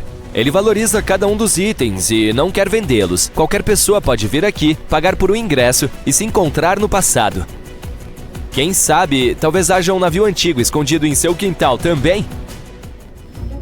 Os geólogos encontraram um navio mais antigo no deserto quente da Namíbia em 2008. Esse navio navegou na época em que os piratas assustavam os marinheiros nos mares. E agora, ele está dentro de uma lagoa seca. O navio partiu de Lisboa em 1533 e desapareceu com a tripulação perto de uma pequena cidade de mineração de diamantes. Depois de quase 500 anos, o casco ficou muito danificado. Apenas a carcaça do navio permaneceu, mas o tesouro escondido dentro da embarcação permaneceu intacto. Eles estudaram cuidadosamente o barco por um longo tempo, tentando não estragar nada. 5 dias depois, eles encontraram um grande baú velho no porão. Abrindo-o com cuidado, encontraram moedas de ouro. Assim, o custo do navio foi estimado em cerca de 10 milhões de dólares. A causa exata do naufrágio é desconhecida, mas os especialistas acreditam que o navio foi destruído por uma carga pesada e pelo mau tempo. Ele foi para o fundo, que depois se tornou um deserto. Alguns encontram um avião em seu quintal, outros descobrem um navio, e um homem encontrou uma passagem para uma antiga cidade secreta em sua casa. Isso aconteceu na Turquia em 1963. O proprietário do prédio decidiu fazer reparos. Ele foi até o porão e derrubou a parede para transformar o local em uma sala de estar. E assim, atrás de uma parede, ele encontrou um túnel que levava ao subsolo. O homem pensou que fosse algum tipo de câmara secreta. Ele foi até lá e percebeu que era algo muito mais do que isso. Era uma cidade antiga com 18 andares de profundidade. As pessoas a construíram nos anos de 780 a 1180 como um refúgio contra desastres climáticos e invasões de inimigos. Esse lugar também abriga muitos túneis subterrâneos que se estendem por vários quilômetros em diferentes direções. As pessoas podiam chegar à cidade de diferentes pontos usando passagens secretas que levavam a essas estradas. A cidade pode acomodar cerca de 20 mil habitantes, gado e toneladas de alimentos. Os arqueólogos também encontraram uma capela, escolas, estábulos e cozinhas públicas no local. Dizem que não há nada que não possa ser encontrado, e é verdade. Hoje vamos mostrar alguns navios que pararam no tempo. O primeiro simplesmente é fascinante. Aqui está o naufrágio de Antikythera. Ele era um navio mercante grego do 1º século a.C. Essa embarcação está no lado leste da ilha grega de Antikythera, onde os mares Egeu e Mediterrâneo se encontram. Cerca de 2000 anos depois, em 1900, um grupo de mergulhadores descobriu o navio. Eles estavam indo para a Tunísia, mas tiveram que se abrigar de uma tempestade em uma ilha próxima. Como não podiam ir a lugar algum, por causa da chuva, resolveram procurar esponjas até o tempo se acalmar. Um dos mergulhadores descobriu o navio naufragado a 40 metros abaixo do nível do mar. Imagine uma pessoa mergulhar para caçar esponjas e submergir com um monte de tesouros arqueológicos. O capitão do navio de caçar esponjas conversou com as autoridades gregas sobre o que eles haviam encontrado. Os oficiais enviaram 2 navios para o local indicado. A operação de resgate foi bem sucedida e as descobertas estão agora no Museu Arqueológico Nacional da Grécia, em Atenas. As descobertas incluíam 3 cavalos de mármore de tamanho real, joias, moedas e centenas de obras de arte, como uma estátua de mais de 2 metros de Hércules. Entre os tesouros, a Antikythera epebe, uma estátua de bronze de um homem jovem, foi o que mais chamou a atenção. É que esse tipo de estátua não corresponde a nenhum modelo iconográfico familiar, e não há cópias conhecidas dela. O homem segurava um objeto redondo em uma das mãos. Estudiosos têm diferentes teorias sobre quem essa pessoa pode ser, mas ainda não chegaram a um consenso. Mais de 70 anos depois, Jacques Cousteau e sua equipe foram até a região e recuperaram outras centenas de artefatos e até restos mortais de 4 pessoas. Curiosamente, descobriram um conjunto complexo de engrenagens interligadas que eram capazes de prever o movimento do Sol, da Lua e de diversos outros planetas. O mecanismo também pode mostrar os horários dos eclipses solares e lunares que acontecerão futuramente. Esse mecanismo Antikythera é praticamente um precursor do calendário de computador, daqueles usados para planejar acontecimentos importantes, como atividades agrícolas, rituais religiosos e os Jogos Olímpicos. Os artefatos encontrados no naufrágio do Antikythera estão entre as descobertas mais importantes da arqueologia moderna, mudando nossa percepção dos limites da tecnologia antiga. O mecanismo tem um design sofisticado e foi feito há mais de 1000 anos. Mesmo após todas essas descobertas fascinantes, especialistas acreditam que o local do naufrágio quase não foi explorado. Isso aconteceu por causa de sua localização e da forma do fundo do mar onde o navio está. A embarcação está profunda demais para mergulhadores scuba, mas rasa demais para usar algo como um submersível. Uma pesquisa feita no fundo do mar em 2012 mostrou evidências de um segundo navio naufragado cerca de 244 metros distante dali. Então, está claro que aquela região tem muito a oferecer para a humanidade. Já imaginou se aqueles caçadores de esponjas não tivessem ido lá? Cientistas encontraram um navio naufragado na Antártica, no fundo do mar de Weddell, 107 anos depois de ele ter afundado. O nome do navio era Endurance e pertencia ao explorador da Antártica, Sir Ernest Shackleton. Cientistas que analisaram a embarcação décadas depois dizem que ela está entre os maiores navios naufragados de todos os tempos. É por isso que eles filmaram a descoberta inteira. O vídeo mostra os resquícios do Endurance e prova que ele ainda está em ótimo estado. Ele está a 3 quilômetros abaixo da superfície do mar há mais de um século, mas parece que naufragou há pouco tempo. A história dele é a seguinte: o navio foi esmagado pelo gelo e afundou em 1915. Ernest e sua tripulação tiveram que escapar usando botes salva-vidas e felizmente conseguiram se salvar. Depois o navio afundou. Sim, essa é uma história impressionante, mas por que os cientistas prezam tanto por esse navio?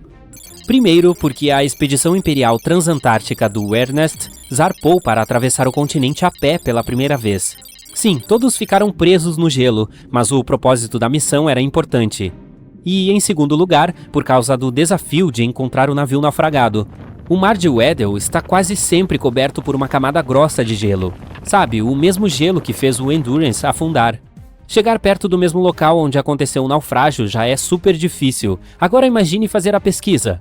Especialistas da equipe de exposições modernas previram quando haveria menos quantidade de gelo naquele local usando imagens de satélite. Eles perceberam que o tempo estava a favor deles para começar uma expedição.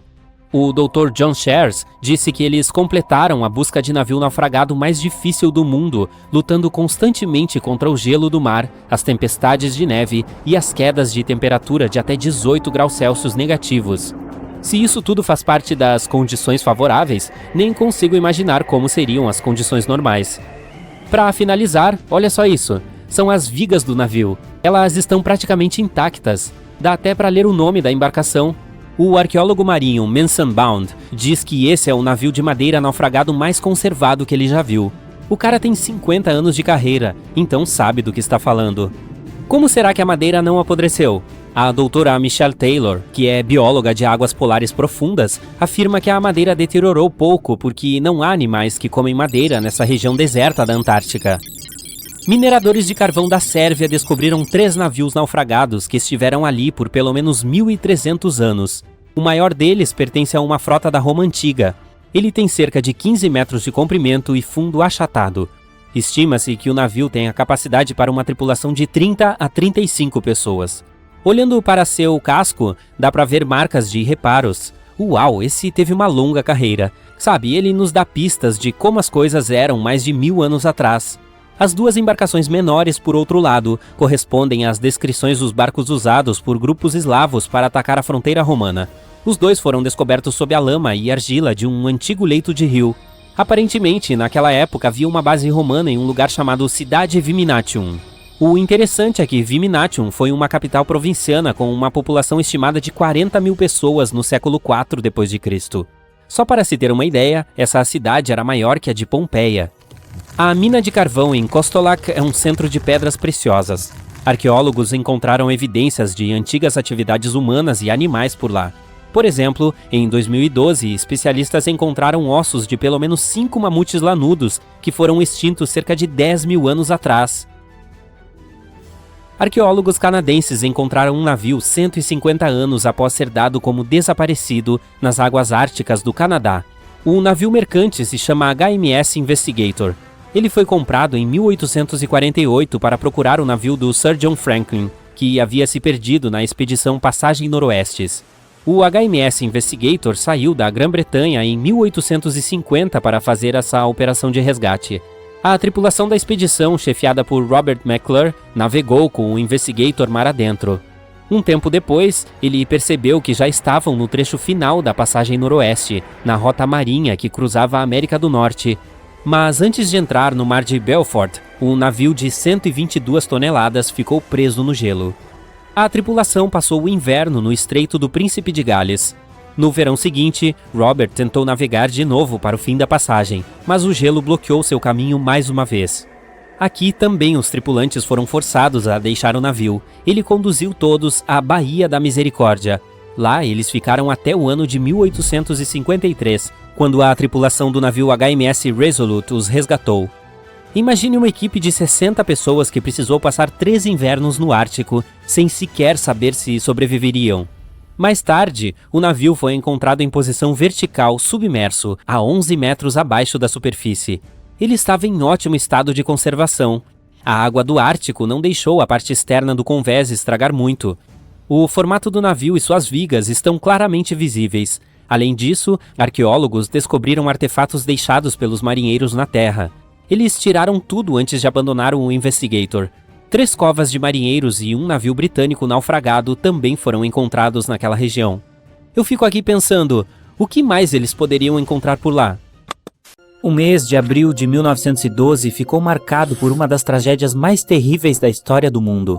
A embarcação mais inafundável, o auge da engenharia da época, o enorme Titanic, afundou. Naquela noite escura e sem lua, o navio teve muitas chances de salvar seus passageiros. Havia outro navio a apenas alguns quilômetros de distância, e ele poderia ter salvado o Titanic, mas isso não aconteceu. Não era um navio fantasma, e não é uma lenda ou uma teoria, é uma realidade documentada. Há registros e depoimentos de testemunhas que confirmam isso. Mas por que esse navio não ajudou? Vamos descobrir o que aconteceu naquela noite, analisando esses eventos por 3 pontos de vista diferentes. Vamos começar com a versão do Titanic. 11h30 da noite. A lua se escondia atrás de nuvens escuras. A visibilidade era ruim. Tudo estava calmo no Titanic. Sob a orientação do capitão, o operador de comunicações mantinha contato com o continente por meio do rádio. Nesse momento, um estranho invadiu a frequência, interrompendo a comunicação do operador. Não ficou claro o que esse homem estranho queria e do que ele estava falando. O operador não tentou descobrir. Ele gritava com esse cara, exigindo que se desconectasse. A conexão foi interrompida. Às 11h40 da noite, o Titanic colidiu com um iceberg. O gelo quebrou o casco. A água começou a inundar os convéses inferiores. Ninguém estava em pânico ainda. 20 minutos depois, à meia-noite, a tripulação do navio enviou um sinal de socorro por meio de radiofrequência. Poucas pessoas entendiam a real gravidade da situação. Após 20 minutos, à meia-noite 20, começaram a baixar os botes salva-vidas com os passageiros. À meia-noite 25, receberam uma resposta ao sinal de socorro. Era o RMS Carpathia. O capitão informava que já estavam navegando em velocidade máxima em direção ao Titanic. Mas o problema era que o local do acidente ficava a 93 quilômetros de distância. Isso significava que o Carpathia só chegaria dentro de 4 horas. À meia-noite e 45, a tripulação do navio afundando lançou foguetes no ar. Esses fogos foram uma das principais razões para o terrível destino de muitos passageiros. Falaremos mais sobre isso adiante. 90 minutos depois, o convés do Titanic se partiu e o navio mergulhou nas águas do mar. Às 4h10, o Carpathia finalmente chegou ao local do naufrágio. Os membros da tripulação fizeram esforços heróicos para salvar todas as pessoas, levando 705 sobreviventes a bordo. Nesse momento, outro navio apareceu, era o SS Californian. O Carpathia navegou em direção à costa de Nova York com todas as pessoas. O Californian ficou circulando em busca de passageiros e não encontrou nada além de destroços. Esse navio estava a apenas alguns quilômetros de distância, enquanto o navio afundava nas águas geladas. O Californian poderia ter salvado essas pessoas, mas não fez nada. Seu capitão, Stanley Lord, cometeu um dos atos mais terríveis que um marinheiro pode permitir: não ajudar um navio que está afundando. Quando o mundo descobriu tudo isso, passou a detestar o capitão Lord. Ele não pôde ser acusado e o julgamento não o puniu, mas sua carreira foi totalmente arruinada, pois nenhuma outra empresa naval o contratou. Apesar disso, ele nunca confessou que tivesse sido culpado. Antes de morrer, o capitão disse que não foi culpa dele. Se isso era verdade, então o que aconteceu lá? Isso nos leva à versão do Californian.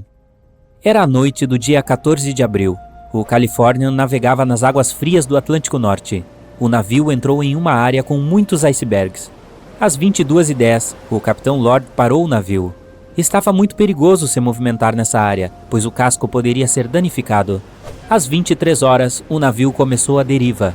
Era impossível se mover em tais condições com uma visibilidade tão ruim. O capitão sabia que o Titanic estava vindo na mesma direção, então ordenou ao operador de rádio que avisasse o navio sobre o perigo. Evans, que era o operador de rádio, ligou o receptor e tentou entrar em contato com o Titanic. Ele passou cerca de 30 minutos tentando. A conexão foi finalmente estabelecida. Nesse momento, o operador de rádio do Titanic estava falando com o continente. Evans interrompeu a conversa e tentou alertar o navio sobre os icebergs. O operador não entendeu as palavras de Evans e ficou irritado por ele ter invadido o canal tão descaradamente. Ele gritou com Evans e cortou a conexão. Cansado, Evans desligou o comunicador e informou seus superiores sobre o incidente. Ainda é um mistério a forma como o capitão reagiu a essa notícia. Ele provavelmente pensou que o Titanic sabia do perigo, então deixou Evans ir para a cama. Se o rapaz não tivesse desligado o rádio e se tivesse esperado 1 hora, teria ouvido o pedido de socorro do Titanic. Mas você não deve culpá-lo. Naquela altura, ele não tinha nenhum motivo oficial para ficar no transmissor. Evans estava muito exausto e não conseguia lutar contra o sono, então foi para a cama. O Titanic começou a afundar. Seu capitão enviou um sinal de socorro. O operador a bordo do Carpathia o captou, mas o Californian não, pois o receptor estava desligado. O capitão Lord não conseguia dormir. Ele sentia que algo estava errado. Enquanto isso, o Titanic ia afundando rapidamente. O capitão deu a ordem de lançar foguetes no ar, e aqui é o momento no qual ocorreu um dos erros críticos. Eles lançaram luzes de alerta, mas elas não eram vermelhas. Por algum motivo, a tripulação esqueceu de levar foguetes vermelhos a bordo, então iluminaram o céu com uma luz branca brilhante. Se você precisar enviar um sinal de socorro, tem que lançar luzes vermelhas. O capitão Lord viu as luzes, mas não as percebeu como um pedido de ajuda. Não era possível não haver foguetes vermelhos padrão em um navio tão grande quanto o Titanic. Mas infelizmente sim, o capitão Lord achou que o Titanic estava se afastando. Talvez houvesse alguma razão desconhecida por trás daquelas luzes brancas, mas ele realmente não sabia. Então o capitão Lord não tinha ideia de que o Titanic estava afundando. Ele ainda decidiu entrar em contato com a embarcação, mas dessa vez não através de comunicação por rádio. O capitão Lord não acordou o operador de rádio e enviou um sinal para o Titanic através de uma lâmpada de sinalização. É importante entender que muitos capitães da velha guarda não levavam a comunicação por rádio a sério. Eles não entendiam o valor dessa tecnologia. É por isso que o capitão Lord não acordou o Evans. Ele enviou sinais de luz, mas o Titanic não respondeu. Mais tarde, muitos sobreviventes mencionaram ter visto as luzes piscantes do Californian, mas não havia nada que pudessem ter feito. A tripulação do navio não ouviu seus pedidos de socorro. Às 2h20, o Titanic ficou completamente submerso. Pouco mais de 2 horas depois, o operador de rádio, Evans, acordou e ligou o transmissor. Ele ouviu muitos socorristas falando sobre o navio afundado. O rapaz entendeu tudo. Ele relatou ao capitão. Nesse momento, o Californian dirigiu-se imediatamente ao local do naufrágio, onde encontrou o Carpathia com os sobreviventes a bordo, partindo em direção a Nova York. O Californian ficou circulando e procurando pelas pessoas, mas não encontrou nada além de destroços. O Californian retornou ao continente. A notícia sobre o navio que poderia ter salvado o Titanic estava se espalhando por todo o país. O julgamento começou. O capitão Stanley Lord e a tripulação contaram sua versão, dizendo que seu navio estava parado. Muitas pessoas não acreditaram e alguns dos passageiros sobreviventes afirmaram ter visto o Californian navegando. Ainda assim, o juiz os declarou inocentes. 1962. O capitão Stanley Lord estava bastante idoso. Ele chamou um escrivão para confessar algo. O capitão fez sua última observação sobre o caso. Ele jurou que não era culpado. Mas se o Californian não tivesse passado pelo Titanic naquele momento, então teria feito o quê? A teoria do Samson poderia responder a essa pergunta para nós. Samson, o navio caça-focas, estava navegando nas águas frias do Atlântico Norte. A tripulação não estava dormindo. Eles estudavam cuidadosamente os arredores, mas não porque estavam com medo dos icebergs. Eles tinham medo de encontrar a guarda costeira dos Estados Unidos. A tripulação do navio Samson capturava focas, o que é ilegal. Às 12h45, o capitão do Samson viu foguetes de sinalização brancos. A equipe tinha certeza de que era a guarda costeira. Apagaram as luzes e foram embora. Estava escuro, então não perceberam o naufrágio do Titanic e voltaram para a costa da Islândia, onde ficaram sabendo do desastre. Perceberam então que abandonaram os passageiros que se afogavam. O sobrinho de um dos tripulantes do Samson leu essa história no diário do seu tio. O sobrinho pediu permissão para publicar esses relatos. Todas as pessoas perceberam que o capitão Lord não era culpado, mas infelizmente ele não viveu para ver esse momento. Na verdade, ainda não se sabe quem foi o culpado nessa história. 2 navios estavam perto do Titanic. Seus capitães eram pessoas capacitadas. Eles teriam ajudado a salvar todos os passageiros. A culpa deles foi não conseguir entender o que o Titanic queria naquela noite escura. Alguém esqueceu de colocar sinalizadores vermelhos na caixa. Esse pequeno detalhe fatal foi uma das principais causas da tragédia. O ano era 1854 e o SS Arctic, o transatlântico de passageiros mais rápido de sua época, partiu para cruzar o Atlântico. Enquanto navegava pelo nevoeiro, lentamente desapareceu no horizonte. A Collins Line, uma companhia de navegação americana, iniciou suas operações em 1818 e só começou de fato o transporte transatlântico em 1835. Seus navios a vapor cruzavam o Atlântico de Liverpool a Nova York em apenas 10 dias. Não parece uma grande velocidade hoje, eu sei, mas naquela época a mesma distância levava várias semanas para outras embarcações. Leves na água com seus cascos de madeira, impulsionados por uma poderosa máquina a vapor, esses monstros eram a escolha favorita de muitas pessoas importantes.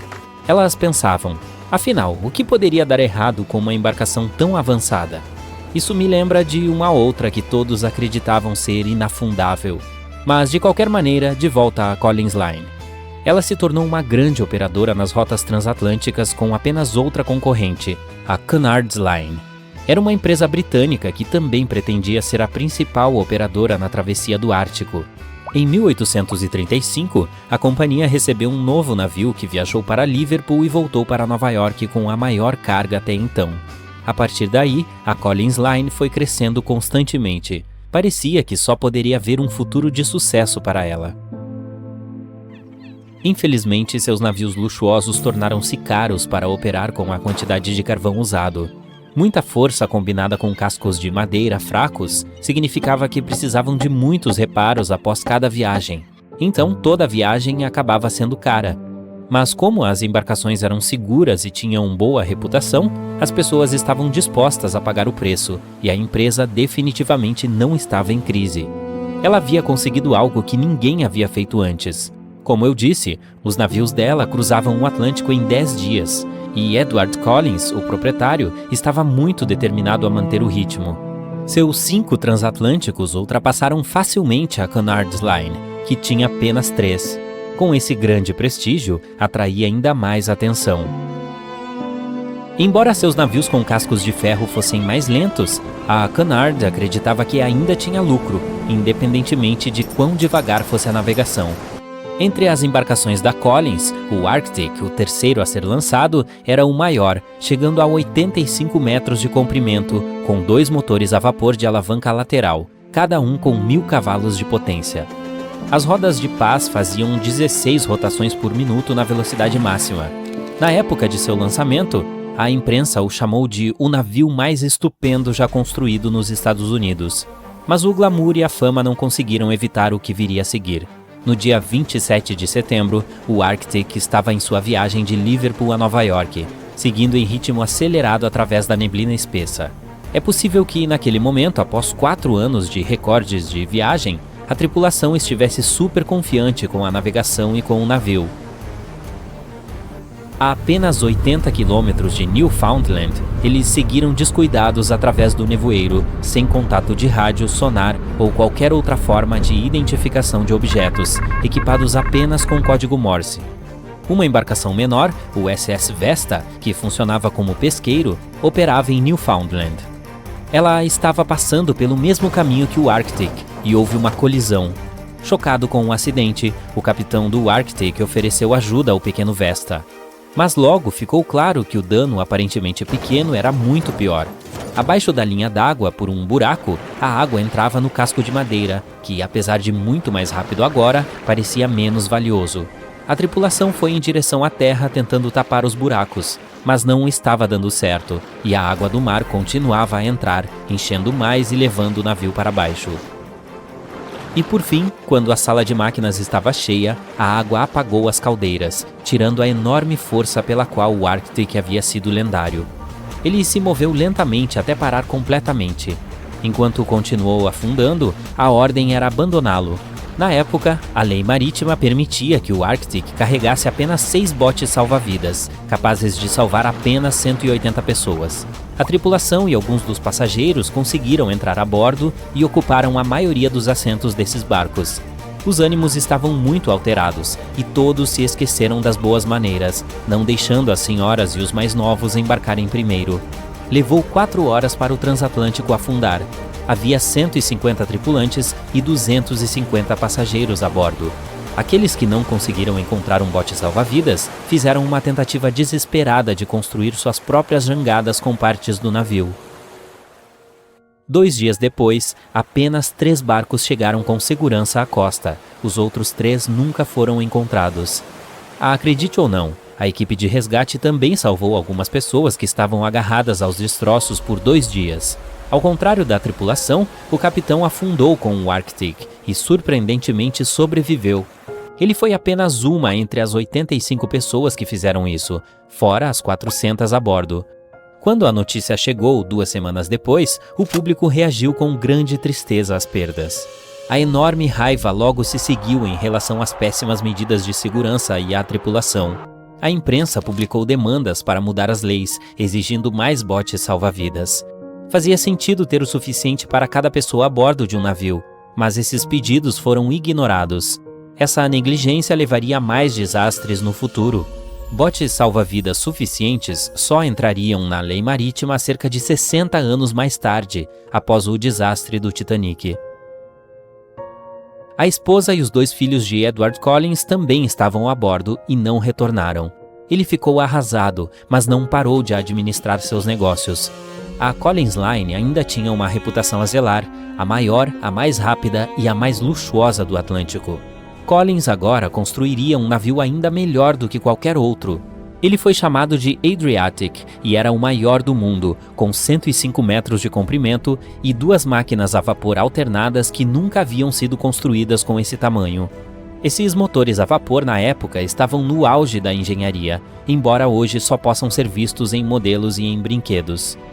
Com a nova adição de 2 mastros, o Adriatic também poderia navegar se necessário. Felizmente, algumas lições foram aprendidas com o desastre do Arctic. Mas antes que seu novo navio, o Adriatic, fosse construído, outro desastre ocorreu. O irmão do Arctic também submergiu. Acredita-se que este segundo transatlântico estava desesperado para ultrapassar o da Cunard's Line e atingiu um iceberg em algum lugar durante a corrida. Essa estranha disputa tirou a vida de 141 pessoas. O desespero de Collins e seus cascos mal feitos levaram a empresa à falência em 1858. O recém-construído Adriatic, custando mais de $1 milhão, fez apenas uma viagem no final. E mesmo essa foi considerada um desastre. A embarcação colidiu com um rebocador, mas ainda conseguiu terminar sua viagem inaugural em um tempo adequado. Depois que a empresa faliu, precisou vender o navio por apenas $50 mil. Os motores gigantes foram removidos, sendo substituídos apenas por velas. Embora já tenha sido o maior barco em alto mar, foi apenas 30 anos depois que ele foi abandonado, rotulado como irreparável e ancorado em um rio. Os outros navios restantes também foram vendidos e usados apenas para a retirada de peças. Edward Collins deixou a indústria completamente, procurando trabalho em terra firme. Como a Collins Line não estava mais no ramo, a Cunard cresceu com força. Sem concorrência, ela ganhou o prêmio Fita Azul pelos 30 anos seguintes. E 180 anos depois, após produzir centenas de navios, ainda tem uma presença constante nos mares, fazendo travessias transatlânticas, viagens pelo mundo e cruzeiros de lazer. Até hoje, a Cunard Line é a única a operar transatlânticos entre a Europa e a América. E é a grande prova de que nem sempre o mais rápido é o melhor. Recentemente, ela ficou famosa para muitos turistas que procuram o lugar perfeito quando querem ficar longe de tudo. Se você tiver a sorte de pegar um dia ensolarado aqui, não tem igual, posso garantir. As chances são de que acabe tendo muitos dias de neblina, mas sejamos honestos, eles também têm um charme especial próprio. Esta encantadora ilha em forma de sorriso é chamada de Sable. Está localizada a cerca de 300 quilômetros da Nova Escócia continental, no Canadá. Não era aberta ao público, em geral, até 2013. Nesse ano foi adicionada à lista de parques nacionais do Canadá. É possível chegar de avião ou pela água, mas, afinal, o que há de tão encantador nesse lugar? Deve haver algo, já que o número anual de turistas está crescendo cada vez mais. Primeiramente, há um número espetacular de cavalos selvagens ali. Entre 200 a 500 deles circulam livremente por toda a ilha. Há também uma grande população de focas cinzentas. Também é o único local de reprodução de uma espécie de ave rara chamada tico-tico dos prados. Se você já está pensando em viajar para lá, algumas coisas que precisa saber primeiro. Lembra daquele nevoeiro que mencionei anteriormente? Bem, acontece que a ilha Sable é o lugar mais nebuloso das províncias marítimas do Canadá. Falo de aproximadamente 127 dias de neblina por ano. Quando acontecem, a ilha Sable literalmente desaparece sob uma espessa camada de neblina. Você também não poderá explorar o local por conta própria. Os regulamentos locais estabelecem que os visitantes precisam viajar com um grupo e também devem manter uma distância de 60 metros da vida selvagem que podem encontrar. Por mais encantador que este lugar possa ser, guarda um segredo obscuro escondido sob as dunas de areia. E não tem nada a ver com as belas criaturas que vivem ali ou com a vegetação única. Além de ser conhecida por seus cavalos e focas, a ilha Sable é famosa por um enorme número de naufrágios. Ao longo dos anos, cerca de 350 navios terminaram suas vidas ali, nestes bancos de areia. Quando os sobreviventes descreveram suas experiências, geralmente mencionavam condições climáticas adversas perto dessa ilha misteriosa. Ela também entrou para a literatura quando foi descrita em um livro chamado A Tormenta, escrito por Sebastian Junger e publicado em 1997. A obra fez tanto sucesso que mais tarde foi adaptada para o cinema em 2000, com George Clooney no papel principal de Mar em Fúria. O primeiro naufrágio registrado perto da ilha Sable foi em 1583. O barco batizado de HMS Delight e estava sob o comando do aventureiro e explorador britânico Sir Humphrey Gilbert. Apenas 17 pessoas conseguiram sobreviver à catástrofe, fugindo em uma pequena embarcação. Os registros mencionam que eles passaram 7 dias no mar antes de chegar à costa de Newfoundland. Em 1884, outro navio chamado The Nicosia também lutou contra o nevoeiro fechado. Ele ficou completamente destruído, mas, felizmente, todos os 18 tripulantes conseguiram sobreviver. O filho do capitão quase foi perdido no mar quando o bote salva-vidas virou no momento em que subia nele. De alguma forma, ele conseguiu ficar embaixo do barquinho, que estava completamente submerso. Quando este foi endireitado, o rapaz finalmente emergiu à água e foi resgatado pela segunda vez. Os anos entre 1947 e 1999 foram relativamente tranquilos na ilha. Em 1999, porém, um iate chamado The Merrimack encalhou perto da costa por volta das 2 da manhã do dia 27 de julho.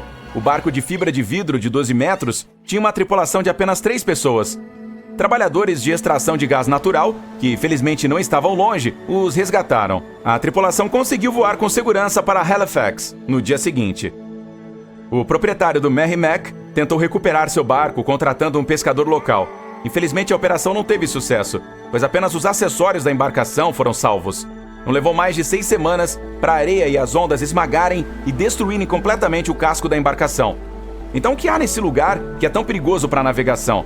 Tem alguma coisa a ver com o clima? Ou talvez haja outras forças em jogo? A explicação acaba sendo um pouco mais complexa, e não foi fácil descobrir, pelo menos não nos anos 1500. Em primeiro lugar, a ilha está localizada perto de um dos pesqueiros mais ricos do mundo, como também fica perto de uma das principais rotas marítimas entre a Europa e a América do Norte. Centenas de embarcações passam por ela todos os anos. A probabilidade de naufrágio aumenta quando há tanto movimento na área. A Ilha Sable também está no caminho da maioria das tempestades que passam pela costa atlântica da América do Norte. Não é surpresa que os barcos muitas vezes sejam arremessados diretamente para as margens dela. O clima também tem muito a ver com isso. Durante a temporada de verão, o ar quente da corrente do Golfo cria uma densa neblina ao se fundir com o ar resfriado pela corrente do Labrador, que passa na região. Outras correntes também não ajudam no assunto. A Ilha Sable fica ao lado do ponto de encontro de 3 grandes correntes marítimas, a do Golfo, a de Labrador e a da Ilha Bela. Desde a década de 1950, radares e outras ferramentas modernas de navegação também são usadas em embarcações comerciais. Até então, o sextante era o principal instrumento usado para descobrir a localização de um navio. Isso não significa que o instrumento não era preciso, mas ele não poderia funcionar corretamente sem uma visão clara do Sol ou das estrelas, o que significa que não ajudava muito quando a neblina era densa, como a que cerca a Ilha Sable, ou quando estava nublado. Muitas vezes, durante o mau tempo, o capitão de um navio navegava confiando na sua experiência e intuição e com base na velocidade e direção. É por isso que a maioria dos sobreviventes dos naufrágios perto da Ilha Sable diz que o comandante simplesmente calculou mal a posição do navio, colidindo por acidente. Esta terra empoeirada e arenosa é tão hostil para os navios quanto para as árvores. Há supostamente uma única delas em toda a ilha, e ela parece mais um arbusto. Na verdade, é um pinheiro.